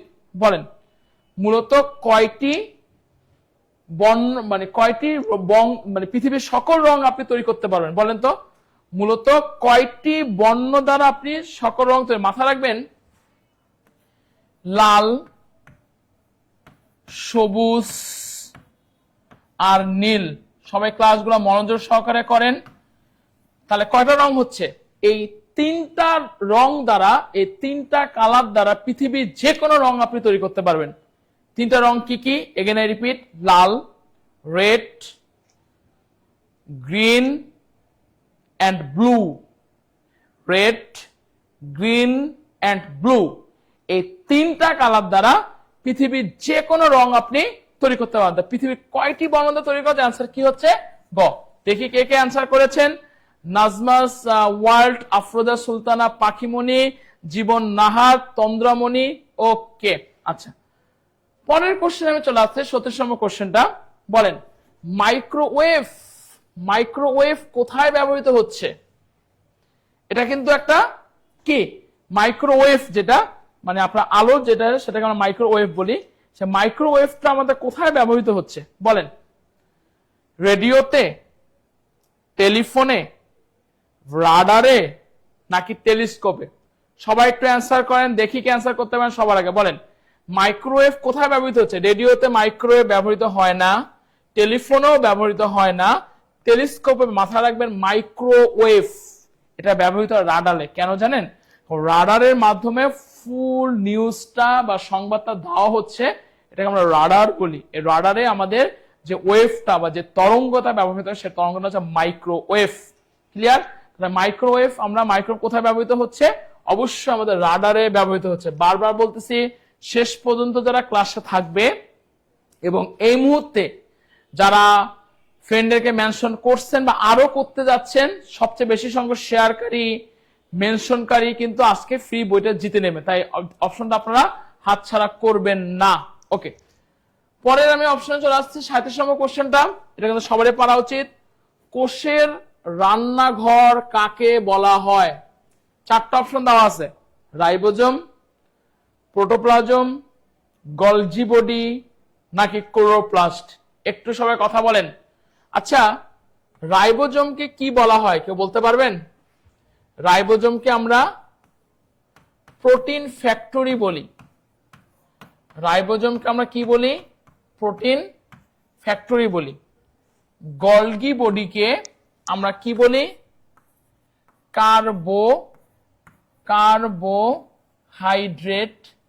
কার্বোহাইড্রেট ফ্যাক্টরি বলি। আর কোষের রান্নাঘর আমরা কাকে বলি? কোষের রান্নাঘর আমরা ক্লোরোপ্লাস্টকে বলি। কেন বলি জানেন? কারণ হচ্ছে ক্লোরোপ্লাস্টেই বেসিক্যালি সালোক সংশ্লেষণ হয়। সালোক সংশ্লেষণের মাধ্যমে উদ্ভিদ শর্করা জাতীয় খাদ্য তৈরি করে।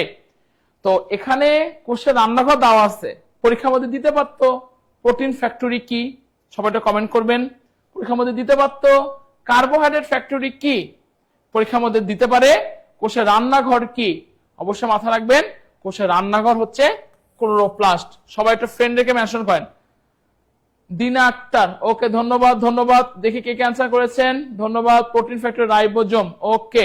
আহমেদ সাবির ফাহিম, ওকে। একটু আমরা ফ্রেন্ড রেখে সবাই মেনশন করবো, দেখি কে কত বেশি শেষ মধ্যে ফ্রেন্ড রেখে মেনশন করবো। পরের কোশ্চেন দেখেন, মানব দেহে নিউক্লিয়াস বিহীন কোষ কোনটা? এই সমস্ত কোশ্চেন গুলো কিন্তু আপনাদের দিবে, ক্লাসটা না করলে আপনারা ফস্তাবেন, বারবার বলতেছি কিন্তু।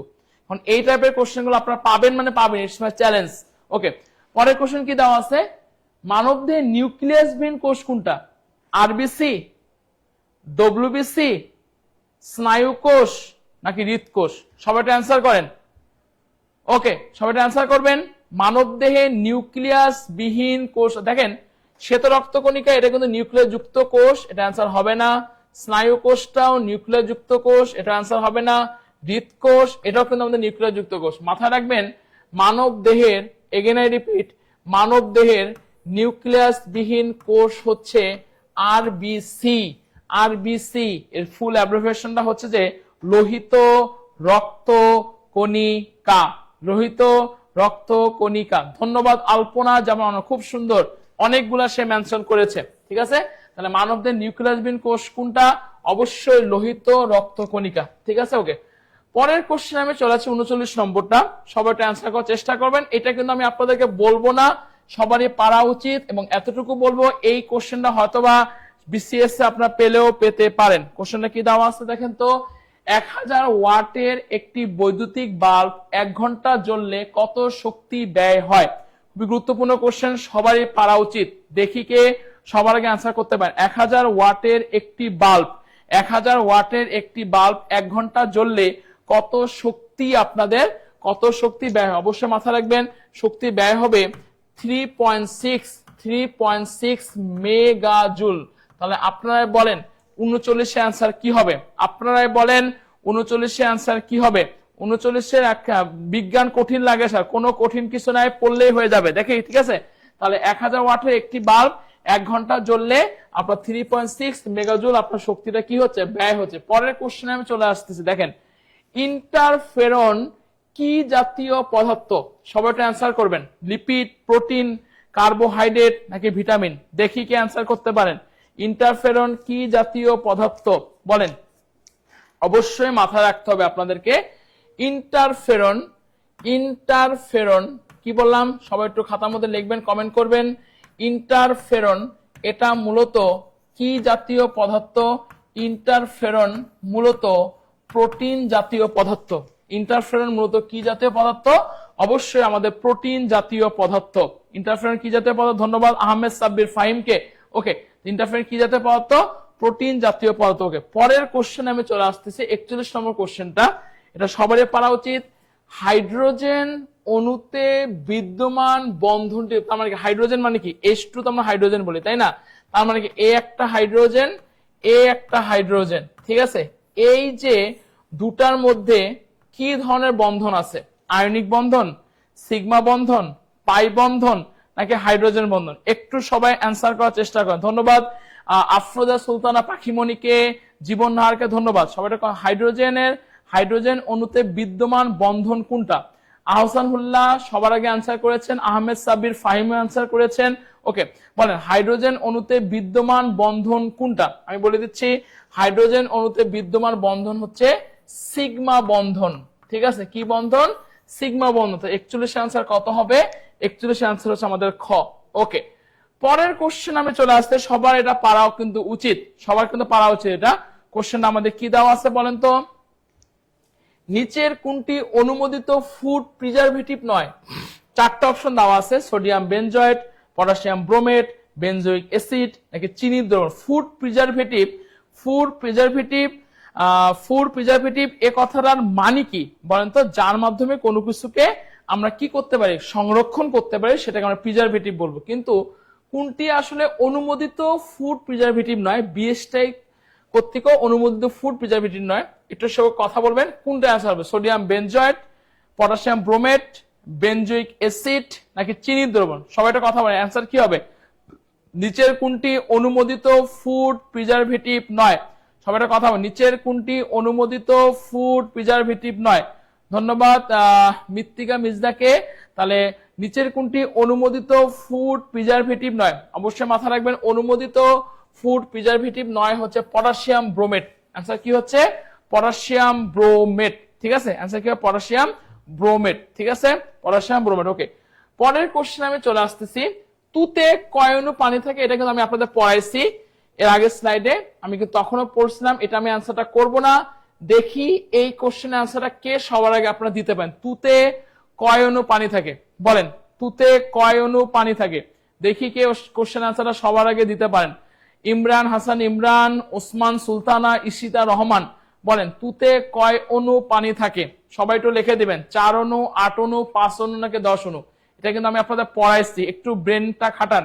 হ্যাঁ, ধন্যবাদ। অ্যান্সার করেছে সবার আগে মোহাম্মদ আবু রায়হান অ্যান্সার করেছেন। হ্যাঁ, তাহলে তুতে কয় অণু পানি থাকতেছে? সবাই একটু অ্যান্সার করি। হ্যাঁ, তুতে আমাদের 5 অণু পানি থাকে। কারণ কি তুতের সংকেতটা কি বলছি বলেন তো? তুতের সংকেত হচ্ছে কপার সালফেট আর হচ্ছে যে 5 অণু পানি। আপনারা বলেন তো তুতে কয় অণু পানি থাকে? অবশ্যই আমাদের 5 অণু পানি থাকে। ওকে, পরের কোশ্চেন আমি চলে আসতেছি। বলেন কোন উদ্ভিদের ক্লোরোফিল নেই? সবাই অ্যান্সার করেন, বলেন কোন উদ্ভিদের ক্লোরোফিল নেই? বলেন কোন উদ্ভিদের কোন উদ্ভিদের ক্লোরোফিল নেই? সবারই কিন্তু এটা পারা উচিত। কোন উদ্ভিদটা ক্লোরোফিল নেই? ফানের, মসের, শৈবালের নাকি আচ্ছা, ফানের কি ক্লোরোফিল আছে না? হ্যাঁ, ফানের তো ক্লোরোফিল আছে। মর্সের কি ক্লোরোফিল আছে না? মর্সেরও ক্লোরোফিল আছে। শৈবালের ক্লোরোফিল আছে না? হ্যাঁ, শৈবালেরও ক্লোরোফিল আছে। কিন্তু কোশ্চেনটা দেওয়া আছে কার আসলে ক্লোরোফিল নেই। অবশ্যই আপনাকে মাথায় রাখতে হবে যে ছত্রাকের কার কোনো ক্লোরোফিল নেই বলেন তো? ছত্রাকের আমার কোনো ক্লোরোফিল নেই। আমি আবার বলতেছি, কার কোনো ক্লোরোফিল নেই? ছত্রাকের কোনো ক্লোরোফিল, দ্যাট মিনস ফাঙ্গাইয়ের কোনো ক্লোরোফিল নেই। এজন্য কিন্তু ফাঙ্গাই কিন্তু তার নিজের খাদ্য নিজেরা তৈরি করতে পারে না।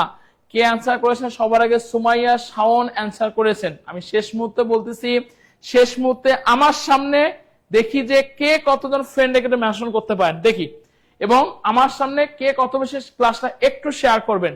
যে যত বেশি শেয়ার করবেন, মেনশন করবেন, সঠিক উত্তর দিবেন, শেষ পর্যন্ত থাকবেন, নাসির স্যারের বইটা কিন্তু একেবারে ফ্রিতে পেয়ে যাবেন। ওকে, পরের কোশ্চেন আমি চলে আসছে 45 নম্বর কোশ্চেনটা। সবাই আনসার করুন। নিচের কোনটি অপরিবাহক পদার্থ নয়? বলেন, নিচের কোনটি অপরিবাহক পদার্থ নয়? কোনটি অপরিবাহক পদার্থ নয়? কাঠ, এটা কি অপরিবাহক পদার্থ? কক, অপরিবাহক পদার্থ। রাবার, এটাও কিন্তু আমাদের অপরিবাহক। দেখেন এই তিনোটাই হচ্ছে আমাদের অপরিবাহক। তিনোটাই হচ্ছে অপরিবাহক পদার্থ। কোশ্চেন কোনটি অপরিবাহক পদার্থ নয়? আপনারা অ্যান্সার করেন। 45 অ্যান্সার কি হচ্ছে? কোনটি অপরিবাহক পদার্থ? ধন্যবাদ। তামা হচ্ছে অপরিবাহক পদার্থ নয়। ঠিক আছে, পরের কোশ্চেন আমি চলে আসবো 47 নম্বর কোশ্চেনটা। কোশ্চেনে কি দেওয়া আছে? ট্রানজিস্টরের সাথে ডায়োড বা রেজিস্টার এবং ক্যাপাসিটর দিয়ে তৈরি পূর্ণাঙ্গ সার্কিটকে কি বলে? খুবই গুরুত্বপূর্ণ একটা কোশ্চেন। 4টা অপশন দেওয়া আছে, মাদারবোর্ড, র্যাম, প্রসেসর নাকি আইসি। সবাই কথা বলবেন। ট্রানজিস্টরের সাথে আমরা যদি আচ্ছা, একদম আছে স্যার সব ভুল হয় তাই ভাবছি প্লেন দিয়ে চলে যাব। আচ্ছা, ট্রানজিস্টরের সাথে ডায়োড বা রেজিস্টার এবং ক্যাপাসিটর দিয়ে যে সার্কিটটা আপনি বানাবেন সেটাকে কখনোই মাদারবোর্ড বলা হবে না, সেটাকে কখনো র্যাম বলা হবে না, সেটাকে কখনো প্রসেসরও বলা হবে না। সেটাকে কি বলা হবে জানেন? সেটাকে আইসি বলা হবে। সেটাকে কি বলবো আমরা? আইসি বলবো। ধন্যবাদ। ঠিক আছে, ওকে, পরের কোশ্চেন আমি চলে আসতেছি। শূন্য মাধ্যমে আলোর গতি কত মাইল? একটু সবাই অ্যান্সার করেন, সবাই একটু অ্যান্সার করেন দেখি কে কত বেশি ফ্রেন্ডকে মেনশন করতে পারেন। শূন্য মাধ্যমে আলোর গতি কত মাইল? বলেন, শূন্য মাধ্যমে 1,84,000 মাইল, 1,86,000 মাইল, 1,83,000 মাইল নাকি 1,85,000 মাইল পার সেকেন্ড? শূন্য মাধ্যমে একটু সবাই ফ্রেন্ডকে মেনশন করে দেখি কে কত বেশি ফ্রেন্ডকে মেনশন। আমাদের সাথে জয়েন করেছে ডায়েরির প্রথম পাতার সংগ্রাম, ইমরান হাসান ইমরান, সিএফ ফ্রম খন্দকার, শাহাদাত হাসান সাগর, রাত্রি শেষ, মন কন্যা, কানিরা আফরিন, মারিয়া জান্নাত। ওকে, সবাই কথা বল। শূন্য মাধ্যমে আলোর গতি কত মাইল? একটু সবাই, একজন অ্যান্সার করেছেন 186,000 মাইল। আচ্ছা, দেখি কার অ্যান্সারটা সঠিক হয়।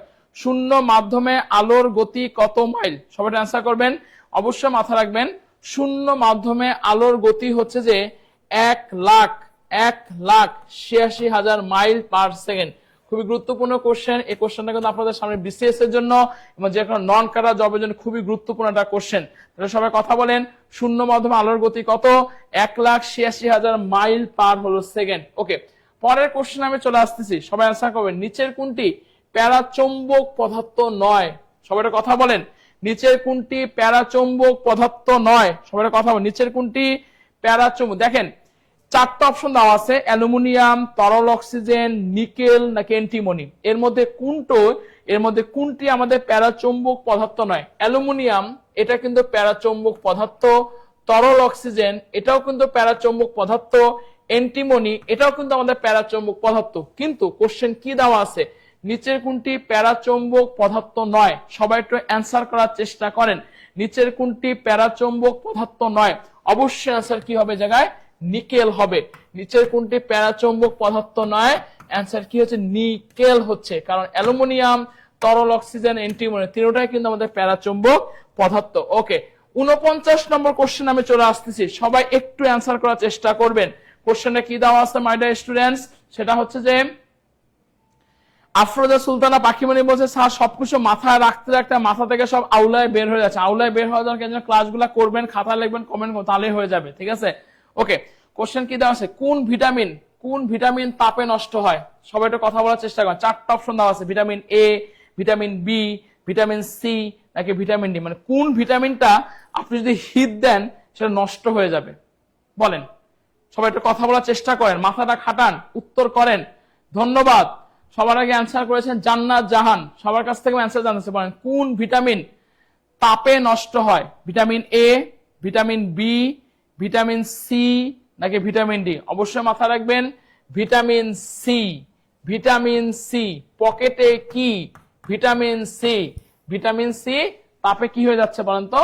নষ্ট হয়ে যায়। পরের কোশ্চেন চলে আসতেছে, বলেন নিচের কোন পেট্রোলিয়াম জাত দ্রব্য থেকে ভ্যাসলিন চিনেন কিনা? কে কে চিনেন? হাত তোলেন। ভ্যাসলিন কে কে চিনেন? কথা বলবেন। ভ্যাসলিন নাম কে কে শুনেছেন? ভ্যাসলিন। শীতকালে, হ্যাঁ শীতকালে আমরা কি দেই? ঠোঁটে দেই না? শীতকালে কি দেয়? ঠোঁটে দেই না? কি দেয়? কোথায় দেই? ঠোঁটে দেই, তাই না? ঠোঁটে যে দেয় সেটা কি ভ্যাসলিন দেই? কি জন্য? শীতকে ঠোঁটটাকে সুরক্ষা রাখার জন্য, তাই তো? আচ্ছা, তো কোন পেট্রোলিয়াম জাত দ্রব্য থেকে ভ্যাসলিন তৈরি করে? ন্যাপথা, প্যারাফিন, পিস নাকি লুব্রিকেন্ট? ন্যাপথা, প্যারাফিন, পিস নাকি লুব্রিকেন্ট? বলেন। মাথা রাখবেন প্যারাফিন থেকে আমরা ভ্যাসলিন তৈরি করি। তো পেট্রোলিয়াম যে জেলি যেটা আছে, ভ্যাসলিন তো এটা একটা ব্র্যান্ডের নাম। বাংলাদেশের যে কোনো পেট্রোলিয়াম জেলি, সেটা হতে পারে আপনার মেরিল, যে কোনো জিনিস পেট্রোলিয়াম জেলি, সে পেট্রোলিয়াম জেলি তৈরি করার জন্য যে আপনার পেট্রোলিয়াম যা যে দ্রব্যটা আপনি ইউজ করবেন সেটা কিন্তু আপনার হলো প্যারাফিন। এই প্যারাফিনটা আপনি ইউজ করতে হবে। প্যারাফিনটা আপনার পেট্রোলিয়াম জাত হলো দ্রব্য। ঠিক আছে, ওকে। তাহলে 50 অ্যান্সার কত? 50 অ্যান্সার হচ্ছে আমাদের খ। ওকে, পরের কোশ্চেন। আচ্ছা, বলেছে যে আমি ছেলেরা মাথায় কেন দিবে? দিনা মাথায় দিলে কি হবে? আচ্ছা, মাথা ঠান্ডা হবে। ওকে, পরের কোশ্চেন দেখেন, ডিপথেরিয়া, বলেন ডিপথেরিয়া 51 নম্বর কোশ্চেন, ডিপথেরিয়া প্রতিরোধের জন্য কোন টিকা ব্যবহার করা হয়? সবাই একটা অ্যান্সার করার চেষ্টা করেন। ধন্যবাদ আলপনা জাহান অনন্যাকে। বলেন ডিপথেরিয়া প্রতিরোধের জন্য কোন টিকা ব্যবহার করা হয়? সবাই একটা অ্যান্সার করার চেষ্টা করবেন। ডিপথেরিয়া প্রতিরোধের জন্য কোন টিকা ব্যবহার করা হয়? বলেন।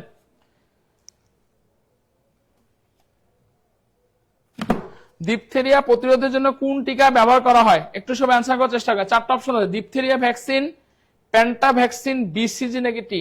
অবশ্যই মাথায় রাখবেন ডিপথেরিয়া প্রতিরোধের জন্য মনে হচ্ছে যে ক অ্যান্সার হবে না, ক অ্যান্সারটা হবে না। বিসিজি ভ্যাকসিন তো যক্ষার জন্য দেওয়া হয়, টিটি ভ্যাকসিন তো ধনুষ্টঙ্গ। আমি বলতে বিসিজি ভ্যাকসিন কিসের জন্য দেওয়া হচ্ছে? যক্ষার জন্য দেওয়া। প্রশ্ন যদি পরীক্ষার মধ্যে দিত যক্ষা প্রতিরোধের জন্য কোন টিকা ব্যবহার করা হয়, সেক্ষেত্রে অ্যান্সার কি হতো বলেন তো? বিসিজি হতো। আর টিটি ভ্যাকসিন কিসের জন্য দেওয়া হয় বলেন তো? ধনুষ্টঙ্কারের জন্য। কিসের জন্য দেওয়া হচ্ছে? ধনুষ্টঙ্কারের জন্য দেওয়া হচ্ছে। ঠিক আছে। আর ডিপথেরিয়া প্রতিরোধের জন্য আমরা যে ভ্যাকসিনটা দিব সেই ভ্যাকসিনটার নাম কি বলছি বলেন তো? প্যান্টা ভ্যাকসিন। কি ভ্যাকসিন? প্যান্টা ভ্যাকসিন। সবাই একটু শেষ মুহূর্তে আমরা ক্লাসটা বেশি বেশি শেয়ার করব। পরের কোশ্চেন চলে আসি, বলেন কোনটিতে বিপাকীয় এনজাইম নাই? সবাই একটু কমেন্ট করার চেষ্টা করেন। ইস্টে, ব্যাকটেরিয়াতে, শৈবালে নাকি ভাইরাসে? কোনটিতে কোনো এনজাইম নাই? বলেন সবাই। ইস্টে, ব্যাকটেরিয়াতে, শৈবালে নাকি ভাইরাসে? বিপাকীয় এনজাইম কার নাই? 52 নম্বর কোশ্চেনটা একটু দেখি কে সবার আগে অ্যান্সার করতে পারেন। ইস্টে কিন্তু বিপাকীয় এনজাইম আছে, এটা অ্যান্সার হবে না। ব্যাকটেরিয়াতেও বিপাকীয় এনজাইম মানে কি জানেন? যার মাধ্যমে সে খাদ্যদ্রব্যগুলো হজম করতে পারতেছে। তো ব্যাকটেরিয়াতে বিপাকীয় এনজাইম আছে, শৈবালেও কিন্তু বিপাকীয় এনজাইম আছে। কিন্তু বিপাকীয় এনজাইম কোন জায়গায় কোনটাতে নাই জানেন? বিপাকীয় এনজাইম আপনার ভাইরাসে নাই। কোন জায়গায় নাই? ভাইরাসে কিন্তু আপনার কোনো বিপাকীয় এনজাইম নাই। তাহলে কোনটিতে বিপাকীয় এনজাইম নেই? অবশ্যই মাথায় রাখবেন ভাইরাসে আমার কোনো বিপাকীয় এনজাইম নেই। আজকে ক্লাসে পুরাই এতিম লাগছে। কেন এতিম লাগছে ভাই? আচ্ছা, ওকে, পরের কোশ্চেন চলে আসতেছি।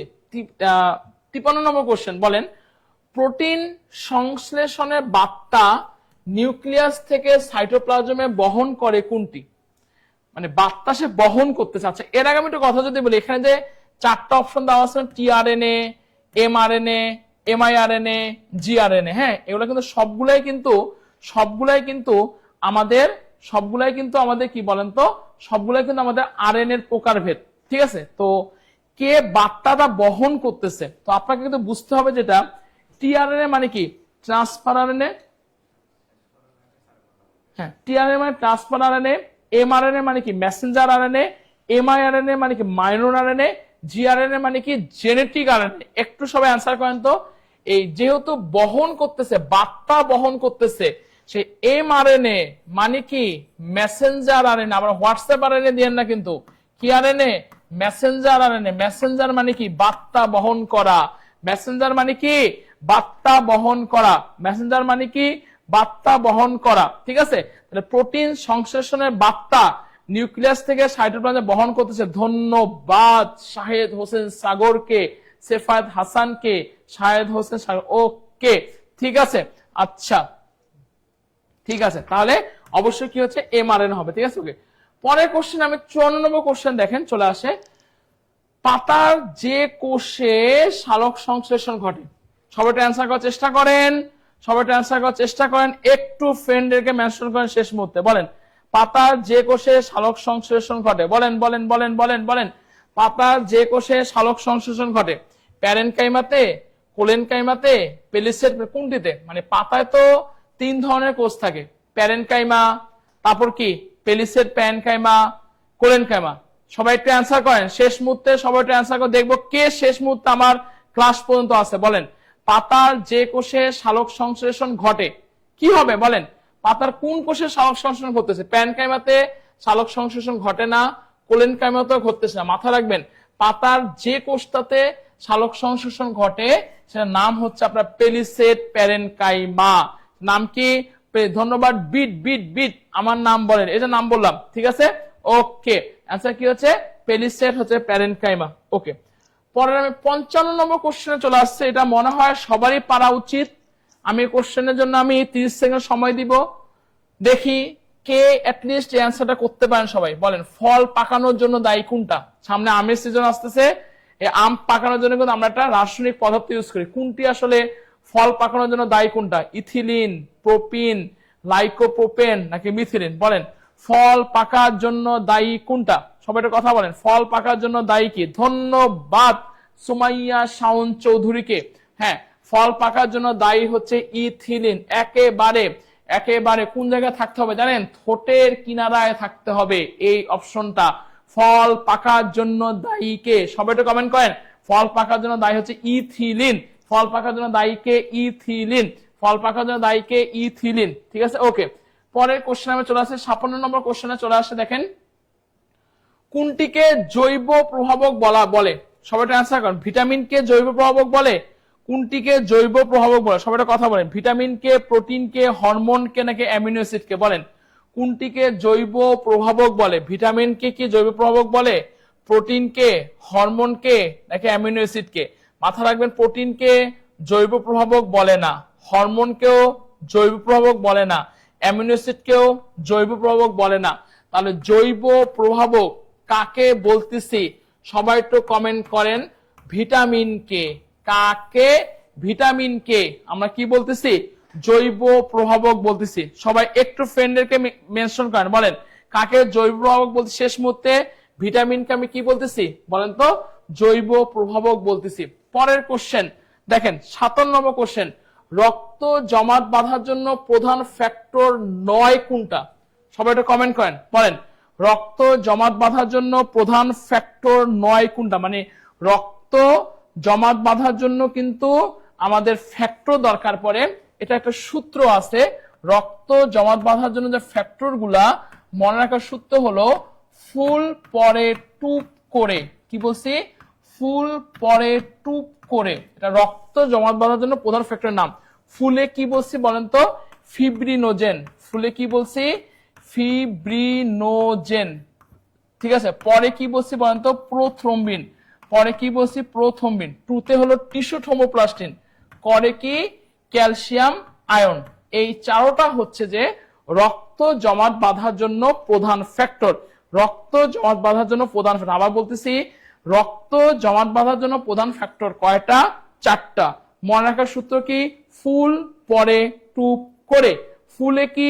ফিব্রিনোজেন, পরে কি? প্রথমবিন, টুটে কি? টিস্যু থ্রোম্বোপ্লাস্টিন, সিএ কি? Calcium ion. আমার কোশ্চেন এখানে কি দেওয়া আছে? প্রধান ফ্যাক্টর 9 কোনটা? অবশ্যই आंसर কি হবে? হেপারিন। কি হবে বলেন তো? হেপারিন। ওকে, 58 নম্বর কোশ্চেন আমি চলে আসবো, পরে চলে আসেন। দেখেন সবাই आंसर করবে। চিন্তার সঙ্গে মস্তিষ্কের যে অংশের সম্পর্ক তাকে কি বলা হয়? মানে আপনি যে চিন্তা করতেছেন, এই চিন্তার সাথে মস্তিষ্কের কি, আচ্ছা একটু বলেন তো, মানুষের মস্তিষ্কের কয়টি অংশ? আগে সে আনসারটা করেন, বলেন মানুষের মস্তিষ্কের কয়টি অংশ? সবাই একটু আনসার করার চেষ্টা করবেন। মানুষের মস্তিষ্কের কয়টি অংশ বলেন তো? মানুষের মস্তিষ্কে কিন্তু 3টি অংশ, অগ্র মস্তিষ্ক, মধ্য মস্তিষ্ক, পশ্চাৎ মস্তিষ্ক। অগ্র মস্তিষ্ক অংশ কিন্তু 3টা, সেরেব্রাম, থ্যালামাস, হাইপোথ্যালামাস। পশ্চাৎ মস্তিষ্ক অংশ কিন্তু 3টা, সেরেবেলাম, পন্স, মেডুলা অবলঙ্গটা। ঠিক আছে, তো আমার কোশ্চেনটা কি দেওয়া আছে? চিন্তার সাথে মস্তিষ্কের যে অংশের সম্পর্ক তাকে অবশ্যই আমি কি বলবো? সেরেব্রাম বলবো। আপনি যে চিন্তা করতেছেন না, চিন্তা করতে পরীক্ষার সময় যে চিন্তা করে দাগাবেন, সেটা কিন্তু আপনার সেরেব্রাম। আচ্ছা, কাউকে আপনার ভালো লাগলো, আপনি আই লাভ ইউ বললেন, কাউকে আপনার ঘৃণা করতেছেন, এটা মস্তিষ্কের কোন অংশের কাজ আপনারা জানেন? এটা কিন্তু সেরেব্রাম থ্যালামাসের কাজ। এই যে যত আবেগ, রাগ, ঘৃণা সবগুলো কিন্তু কার কাজ? থ্যালামাসের কাজ। কার কাজ? থ্যালামাসের কাজ। ঠিক আছে, দেখি কে কে জয়েন করেছে। ধন্যবাদ আলপনা জামান। ওকে, ঠিক আছে, আচ্ছা ঠিক আছে।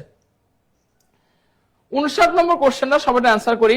কাইটিন কি বলেন?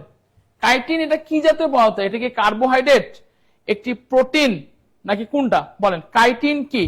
কাইটিন কি? এটা কার্বোহাইড্রেট, প্রোটিন, লিপিড, নাকি নিউক্লিক অ্যাসিড? কাইটিন এটা আসলে কি? অবশ্যই মাথায় রাখবেন, কাইটিন কিন্তু এটা একটা প্রোটিন জাতীয় পদার্থ। কাইটিনটা কি জাতীয় পদার্থ? প্রোটিন জাতীয়। সবাই অ্যান্সার করেন। কাইটিন কি? একটা কার্বোহাইড্রেট না, একটা লিপিড না, একটা নিউক্লিক অ্যাসিড না। কাইটিন কি? সব কথা বলেন, কাইটিন কি বলেন? কাইটিন হচ্ছে যে সুইট আক্তার মনি, এই যে নাম বলেছি, কোনো টেনশন নাই। সুইট আক্তার মনিকে কাইটিন কি? কাইটিন হচ্ছে একটা প্রোটিন। কাইটিন কি?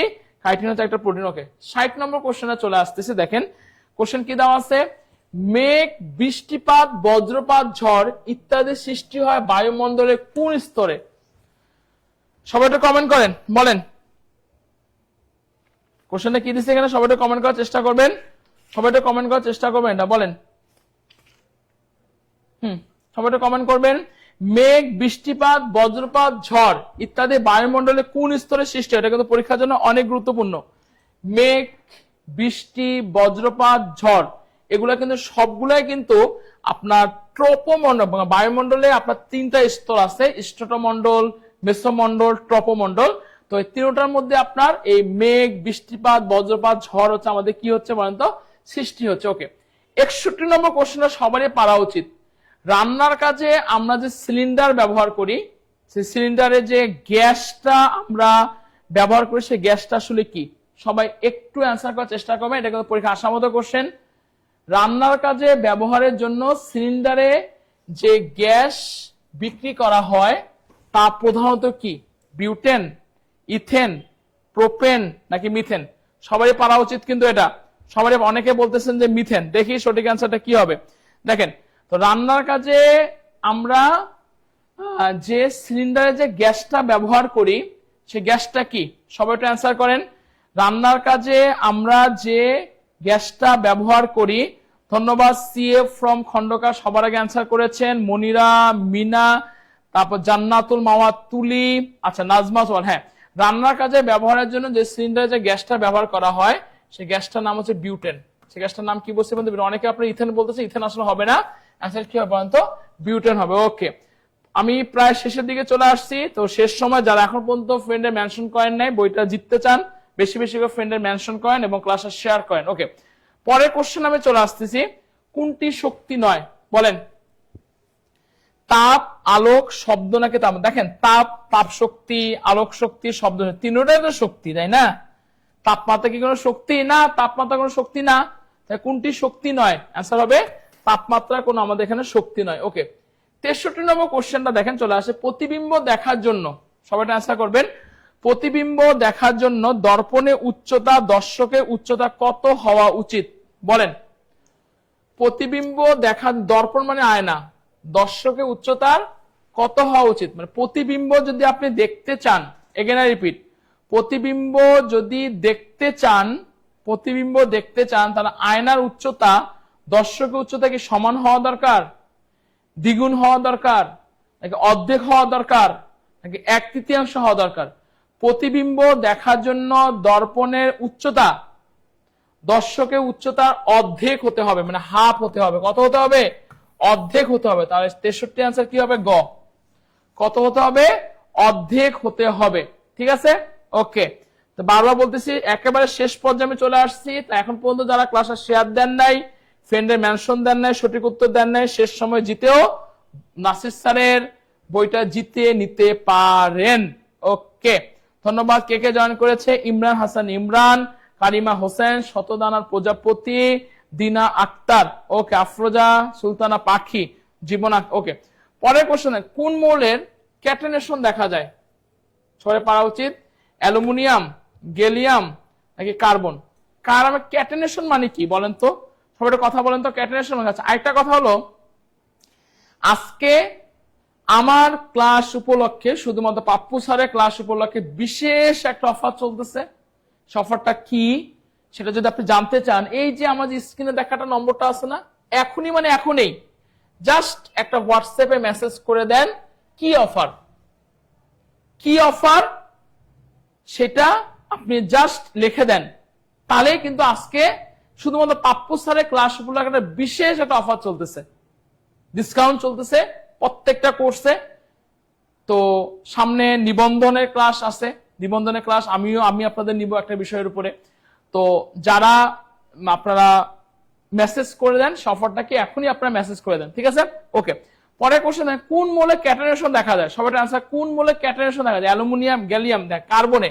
কোথায় আমরা ক্যাটেনেশন দেখতে পাচ্ছি বলেন তো? কার্বনে। সবাই কমেন্ট করেন, কোন মৌলে আমরা ক্যাটেনেশন কথাটার মানে কি বলেন তো?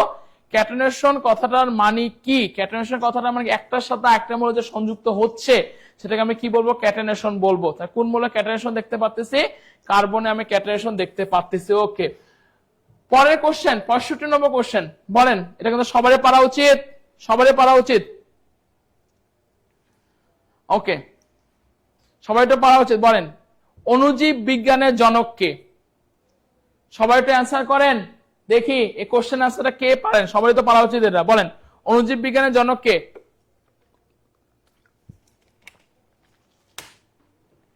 অণুজীব বিজ্ঞানের জনক কে? অণুজীব বিজ্ঞানের জনক কে? সবাই তো অ্যান্সার করবেন এভরিওয়ান। অণুজীব বিজ্ঞানের জনক কে? সবাই তো অ্যান্সার করার চেষ্টা করবেন। অণুজীব বিজ্ঞান, অণুজীব বিজ্ঞান মানে কি? মাইক্রোবায়োলজির জনক কে? মাইক্রোবায়োলজির জনক কে?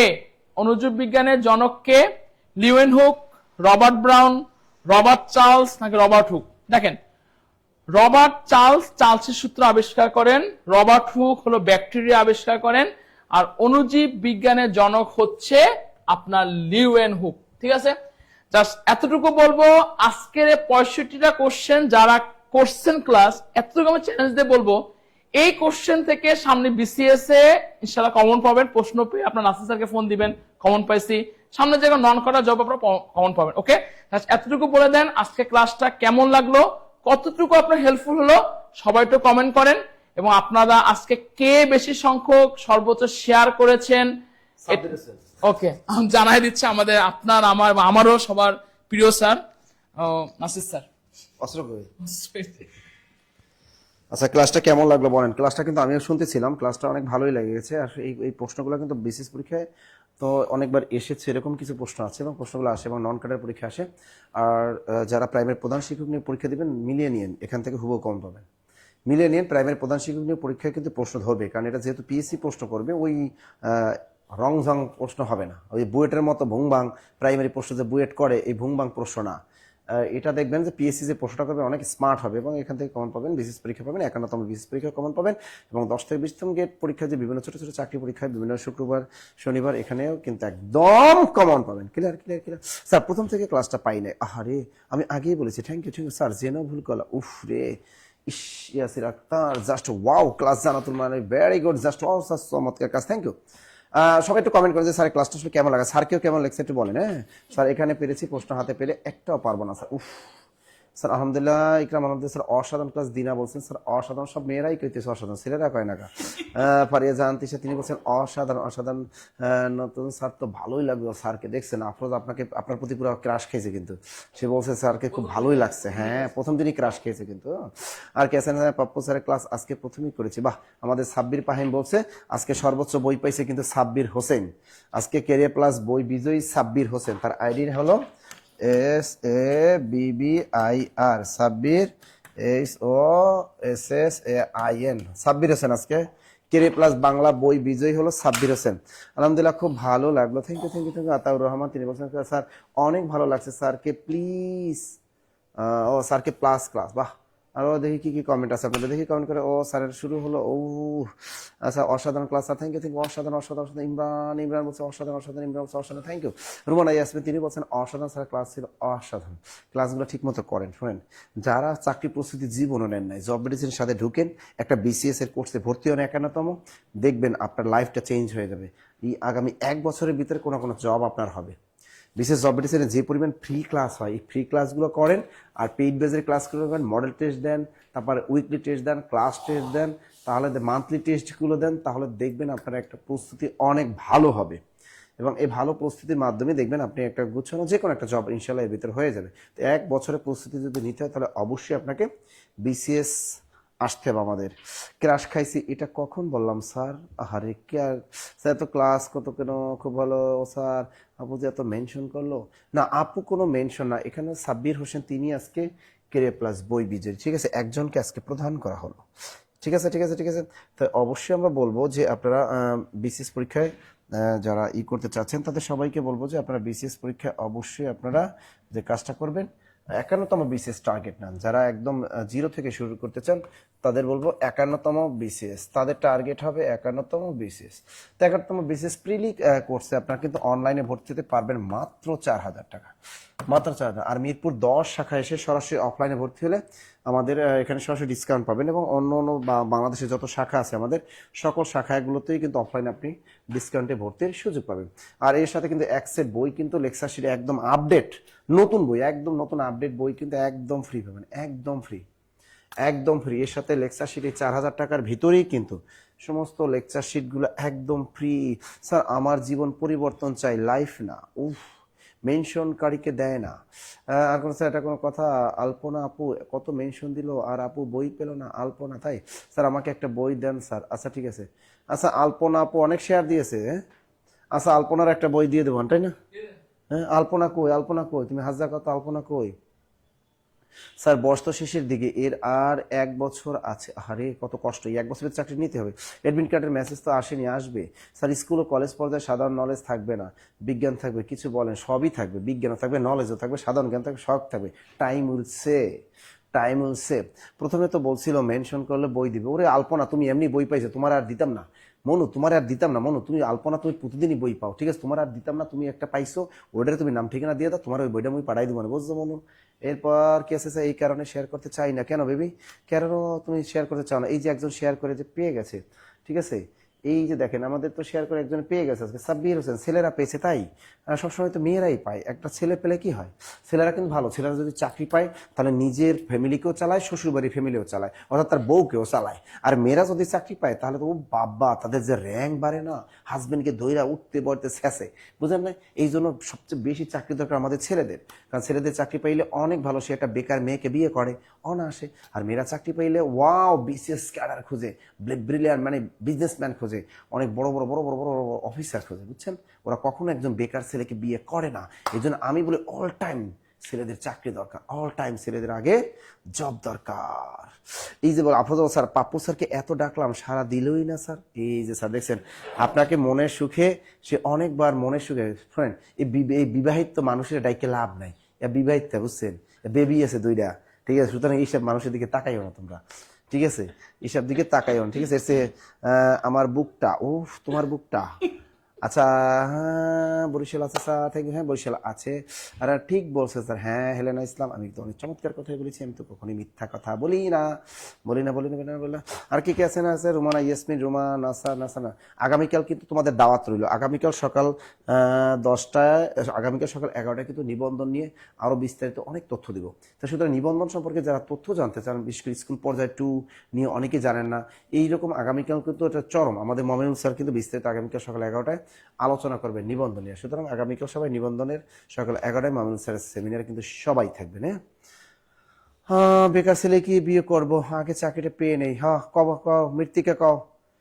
মেয়েরা যদি এখানে কমেন্ট করতে পারো জি স্যার, তাহলে সবার জন্য দোয়া করবো। কমেন্ট করো, মেয়েরা যারা আনমেরিড আছো কমেন্ট করো যে তুমি চাকরি পেলে একজন বেকার ছেলেকে বিয়ে করবা। কও একজন বেকার ছেলে, ইনোসেন্ট বয়কে বিয়ে করবা। কমেন্ট করো দেখবা। আমি যদি বলি ছেলেদের, যদি বলি এখানে, যদি ছেলেদের বলি যে শোনো ছেলেরা, তোমরা একটু এখানে বলো তো যে তুমি একটা সরকারি ভালো চাকরি পেলে বা তুমি একটা জব পেলে তুমি একজন বেকার মেয়েকে বিয়ে করবা, দেখবা ছেলেরা ধুমাইয়া কমেন্ট করবে, কিন্তু মেয়েরা করবে না।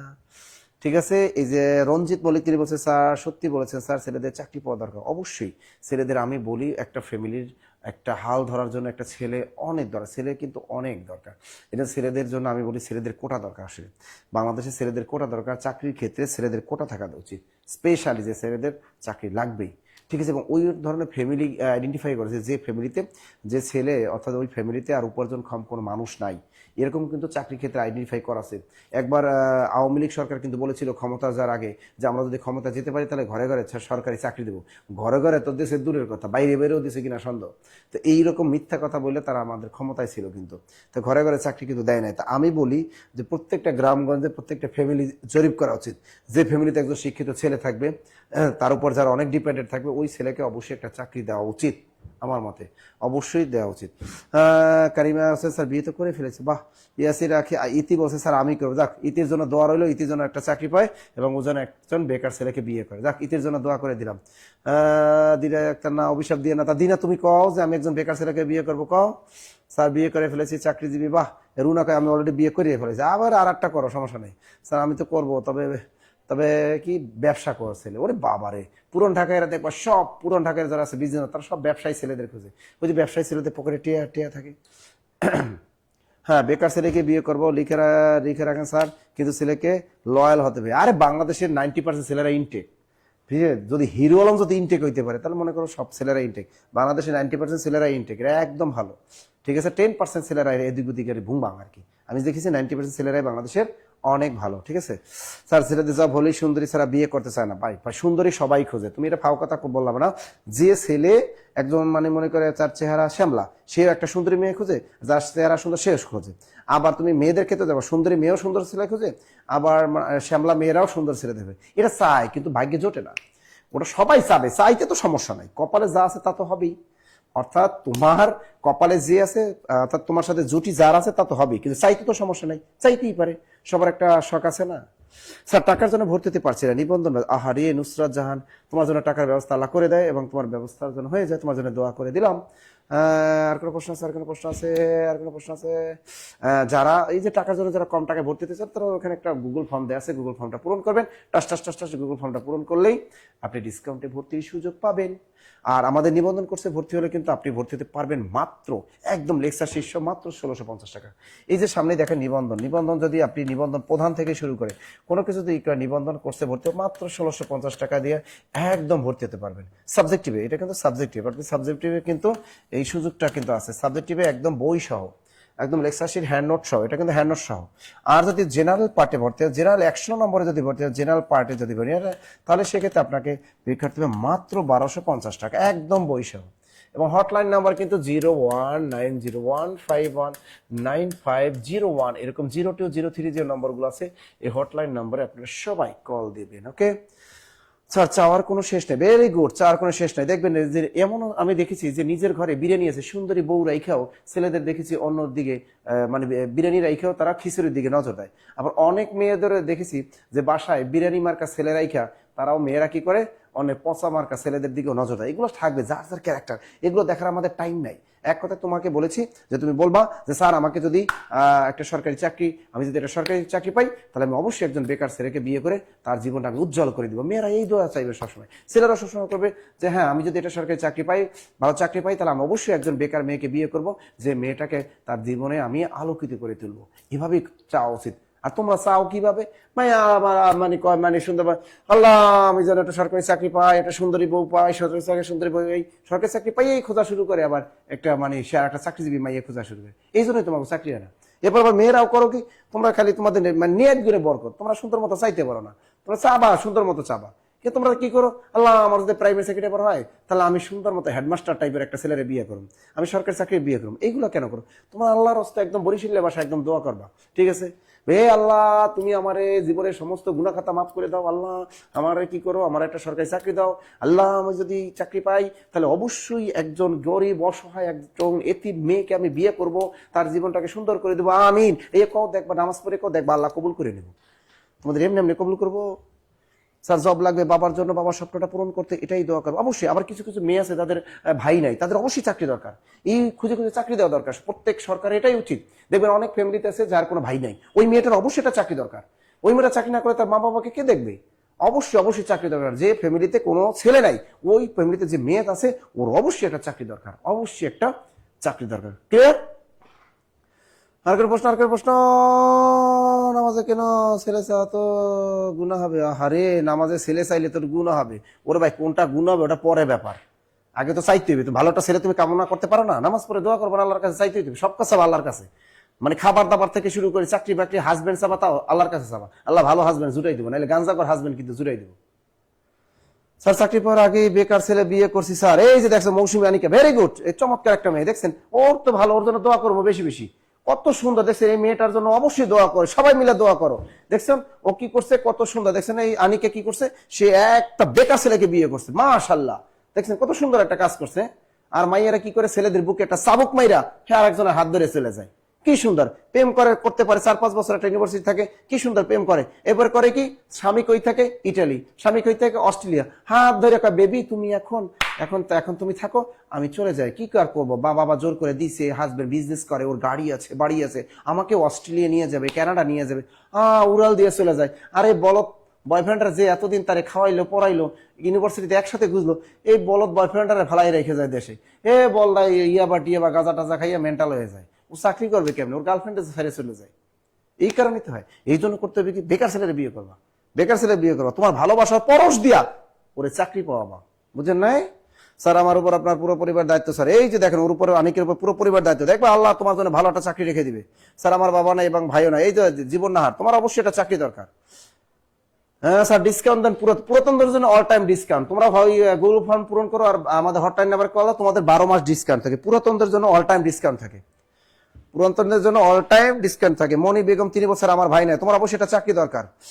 আরে স্যার জীবনে সুখী হ্যাঁ, এই তো ভেরি গুড, জীবনে সুখী হবা বা নিয়াত গুণে বরকত, নিয়াত গুণে বরকত, ঠিক আছে না? এই বাংলাদেশে দেখবো অধিকাংশ এই কাজটা করে, অধিকাংশ মেয়েরা ছেলেদের সাথে বিট্টি করে তারপর আর একজনের হাত ধরে সে চলে যায়, জীবনটাকে চেঞ্জ করে ফেলে। স্যার নিবন্ধনের সাবজেক্টিভ কলেজ ও স্কুলকে আলাদা ভর্তি হতে হবে? অবশ্যই নিবন্ধন সাবজেক্ট স্কুল কলেজ আলাদা, কারণ সিলেবাস যেহেতু আলাদা, পড়াশোনাটাও আলাদা, সবকিছুই আলাদা, সবকিছুই আলাদা। তার বেকার ছেলের লাগে 6 বছর প্রেম করেছি, এখন অন্য মুরগি নিয়ে ভাগছে। এবার কেমন কথা? বেকার ছেলের লাগে 6 বছর প্রেম করছি, এখন অন্য মুরগি নিয়ে ভাগছে। হ্যাঁ এরকম ছেলেও আছে, এরকম লুচ্চা ছেলেও আছে বাংলাদেশে, অভাব নাই। একটা মেয়ের সাথে আশা দেয়, প্রেম টেম করে, বিয়ে টেকে, এবার আর একটা বিয়ে করে ফলে, চাকরি পায় বড় বড়, তখন পজিশনে চলে যায়, তখন আবার চিন্তা করে এসছে আবার ব্র্যান্ডের একটা পায় চলে যায়। এগুলো আছে, খারাপ সব জায়গায় আছে ভাইয়া, এগুলো থাকবেই, এগুলো নিয়ে কোনো টেনশন করবা না মনোরা, এগুলো কেউ টেনশন করবে না। আমি সরকারি চাকরিজীবীকে বিয়ে করেছি স্যার, বাহ। এই যে দেখেন একজন সরকারি চাকরি করিয়ে ফেলেছে, আলপনা স্যার আমার মেয়েদের দোষ দিয়ে না, শুধু ছেলেদেরও কিন্তু বদমাশ আছে। ওরে ভাই সব জায়গায় আছে, সব জায়গায় আছে, ছেলে মেয়ে সব জায়গায় ভেজাল, সবাই ভেজাল, সবাই ভেজাল। ওকে যাই হোক, তোমাদের সাথে আর পটপট করবো না, পেটে আমার আর অনেক ক্ষুধা লাগছে, ঠিক আছে? অনেক ক্ষুধা লাগছে, অনেক ক্ষুধা লাগছে। বাবা টাটা, দেখা হবে আগামীকাল, আল্লাহ হাফেজ।